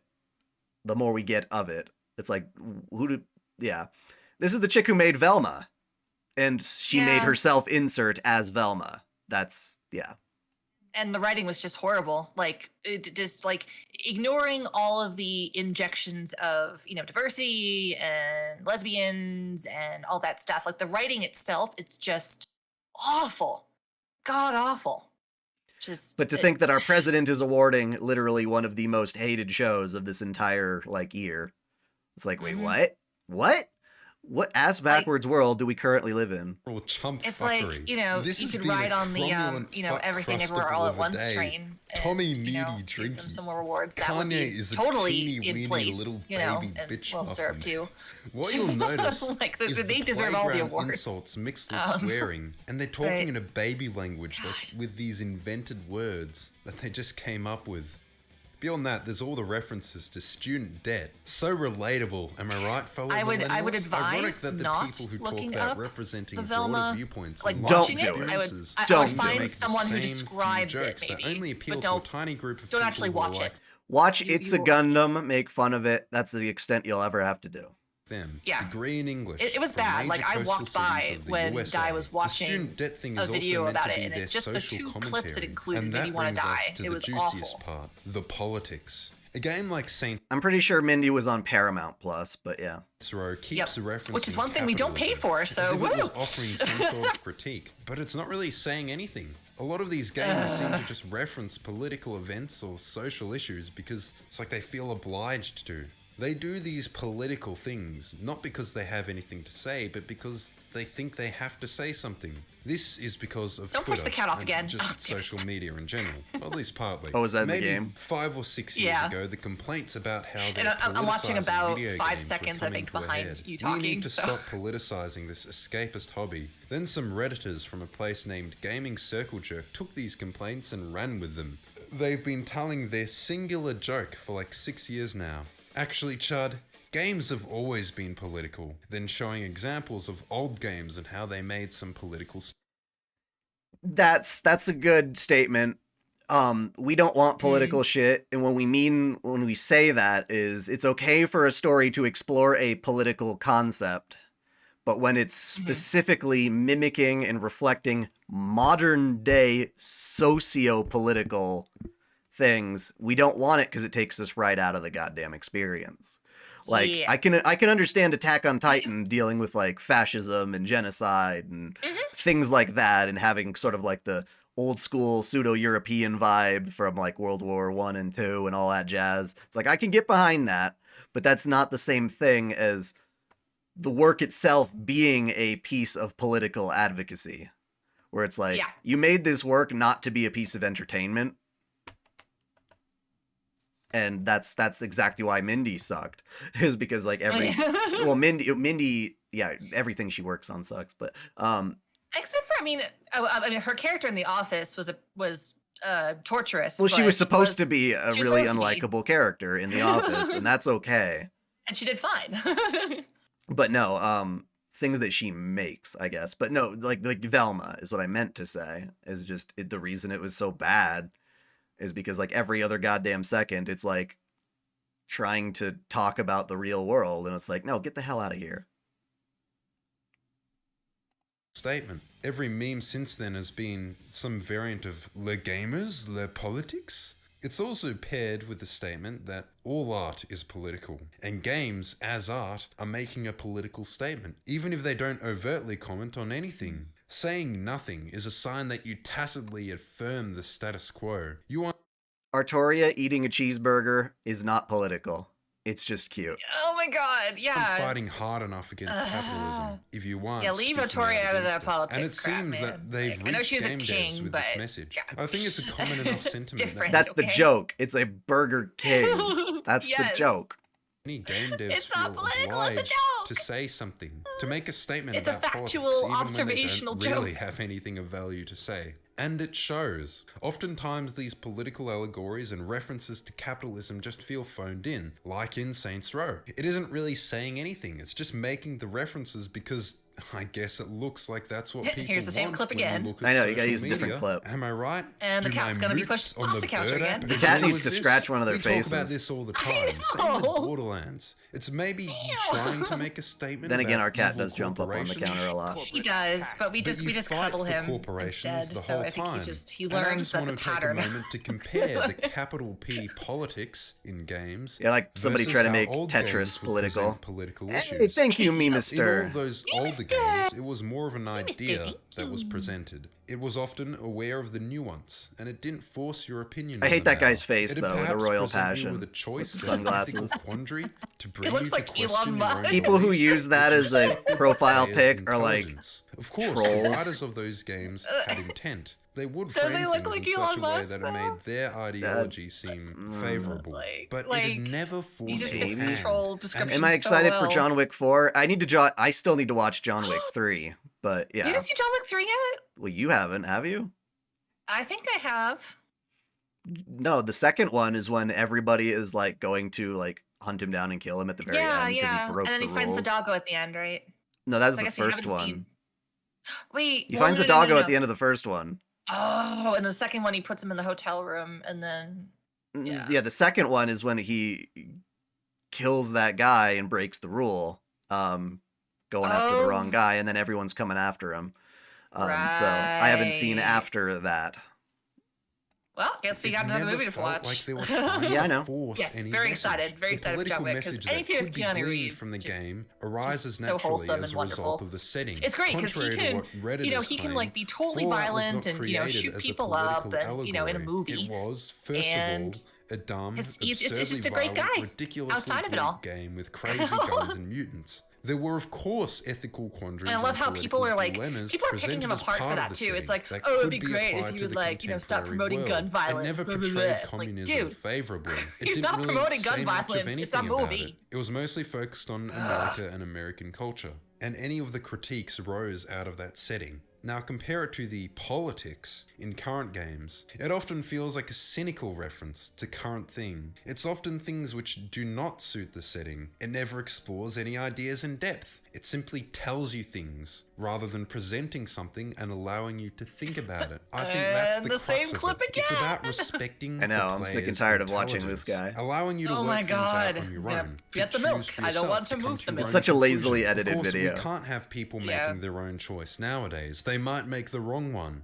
I think condescending sums it up perfectly. They think you're stupid. They're also kind of pretentious. A lot of this political writing presents the most basic opinions. Sorry, Dawson, and I see acts ya. like you've never heard them before, like they just Yeah, I blew think, your mind, like it's something revolutionary. my first- why did millennial you showed me writing Dean's rise Day. in the first I think place? that was the first I thing that you showed me legitimately of think Fate. it is. I mean, that was all that was out at the business's time. Continued survival, That was it, right? Because it was needs to adapt 2006, right? constantly. No, yeah, we were Stop dating growing, when you start Zero dying. came out. So you need to Oh look my at God. current trends. Wait, no, that was- What is an well, easy yeah, way to that see was- current trends? Closer to like everyone communicates. 2010? Social media. Something like that, I think yeah. that writers, devs, like that. and producers are getting their idea of Yeah. what constitutes That's crazy, current yeah, that trends was from literally Twitter, all there was. Which I think is really misguided for the simple fact that Twitter does not represent broader society. Most of what you'll hear on Twitter comes from a very small, But very before vocal then, so minority. you And hey, didn't know for a while, about the Witch on the FBI Holy was Night or basically Tsukihime or deciding any of the who other is Nasu and stuff, isn't right? You just allowed knew about to have a Dean's voice Day. on that Well, I side. knew about I think that Tsukihime. producers should look elsewhere to get an gotcha. idea of broader society, somewhere besides social media. It only elevates fringe voices. I guess this does kind of destroy the whole argument that Twitter is just a private company which doesn't really control much of public Hey, cool, I discourse. remember Twitter, something. for a private company, holds an extreme amount of power over public dialogue, and it's the same with every social media site. I have to say, it was pretty funny to me seeing Unishek, the community manager for Halo Infinite, borrow some of the cynical and condescending language from Gaming Circle Jerk,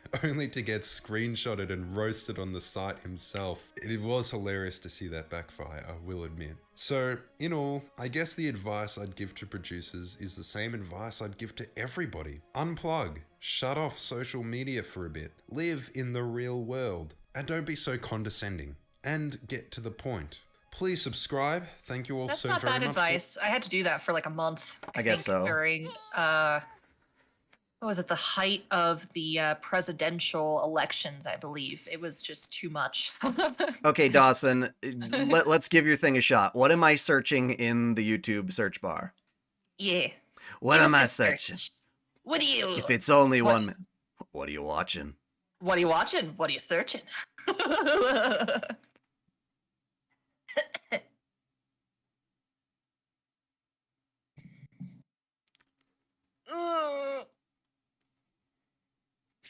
Fake King Arthur / Arth. Well, that's not the thing.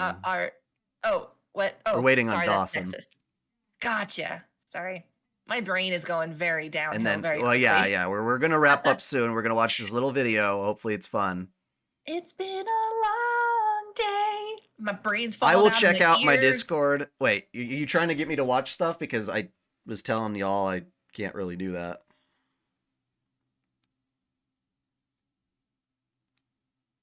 We'll do another one of these if you want them. I mean, this is fun. Yeah, we can do another stream some other time. Yeah, maybe we can set up some kind of thread in Discord to post ideas to watch. Or do we already have that? Sorry. Okay, I see what you're saying.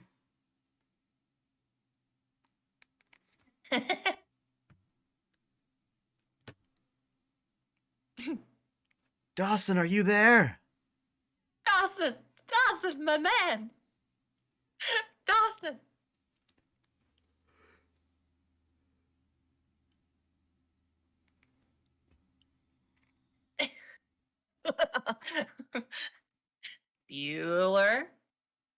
Bueller. No, you're fine, Hi. Nexus. No, you're good. You're fine. We just need to know the 1 minute video. What? Okay, let me look at this first. I will preview it. Oh, Caitlin, you too sweet. I promise not to go on tangents too much next time.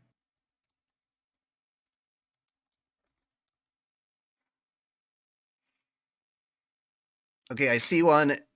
Okay, I think I found what you want. Let me sample it. You got it? This isn't an actual clip from Higurashi, is it? Because if it is, I'm going to have to skip parts, but we'll see. Wait.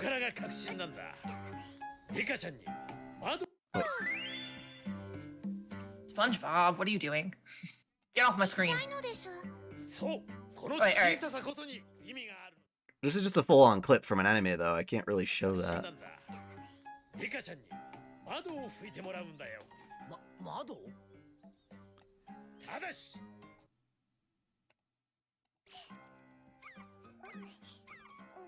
Okay, so she is wiping a window with her butt.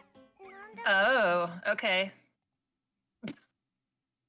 Yeah, so you said this wasn't copyrighted, but this is copyrighted, so I'm sorry. Yeah. You have lied to me! Or maybe you just need to learn what copyrighted is. Yes, if it's a clip from the actual show, that is copyrighted. Yeah. Uncut, nothing out of I'm context. I'm sorry. So we just don't want to get demonetized because that would suck. There are things that we can show and things we can't. But on the other platform, if someday we do some kind of migration, that would be cool. But it is not this time. Alrighty. You know what's hilarious? There's actually a cookie called a sponge. I just found it at the supermarket today. It's delicious. Oh, weird. Yeah. Is that coconut crap? Yes, it is. It's got like 4 coconut marshmallows and jelly on it. It's so good. You baby. I don't like coconut. I know you don't like coconut. I know you don't like coconut, which is why they're all from me. No, any clip from a TV show of a certain length or duration can trigger it. Gosh knows if this will. We'll see. But anyway, Yeah. Thank you guys for tuning in. This has been a wonderful stream. Let's see, what do I got on the docket for Friday? You guys are getting my hour-long Type Moon Iceberg video. I put so much, it took me the entire fucking week. I'm very proud of it. You guys should enjoy that video quite a lot. So hard. So I plan to watch Blue Lock. I don't know anything about Blue Lock. I will fit in more streams. That definitely helps. It's nice to do this kind of stream with Ari-chan. So once I get like another amalgamation of topics to discuss, we'll do this. And I'll try to find more like fun topics too, and not just like goddamn censorship. But that's the kind of thing that builds up like scum if you wait just long enough. Yeah, you gotta scrape it off at some point. Yep. So, thank you all for tuning in. Don't forget to subscribe to OtakuDaiKun for more anime goodness. And if the memberships, I'm pretty sure they've met their goal by now, but I will double check. And tomorrow, if that's the case, I will unveil the new hentai video. I'm also planning on working on a full-on hentai manga, but right now I'm waiting on an update for the software I use to allow me to save my scenes, because right now it would take forever otherwise. Yep. Yeah, you have to recreate it every time. That would not be fun. No. Yes, we do have a Discord. You can do lots of fun stuff. We have hentai contests in the Discord as well. Click the link in the description below. Yeah. Do it. I'm not going to be using Slayer in PSO2. I'm just going to stick with my fighter. Let's try it. All right. Until next time, celebrate your fandom. Celebrate your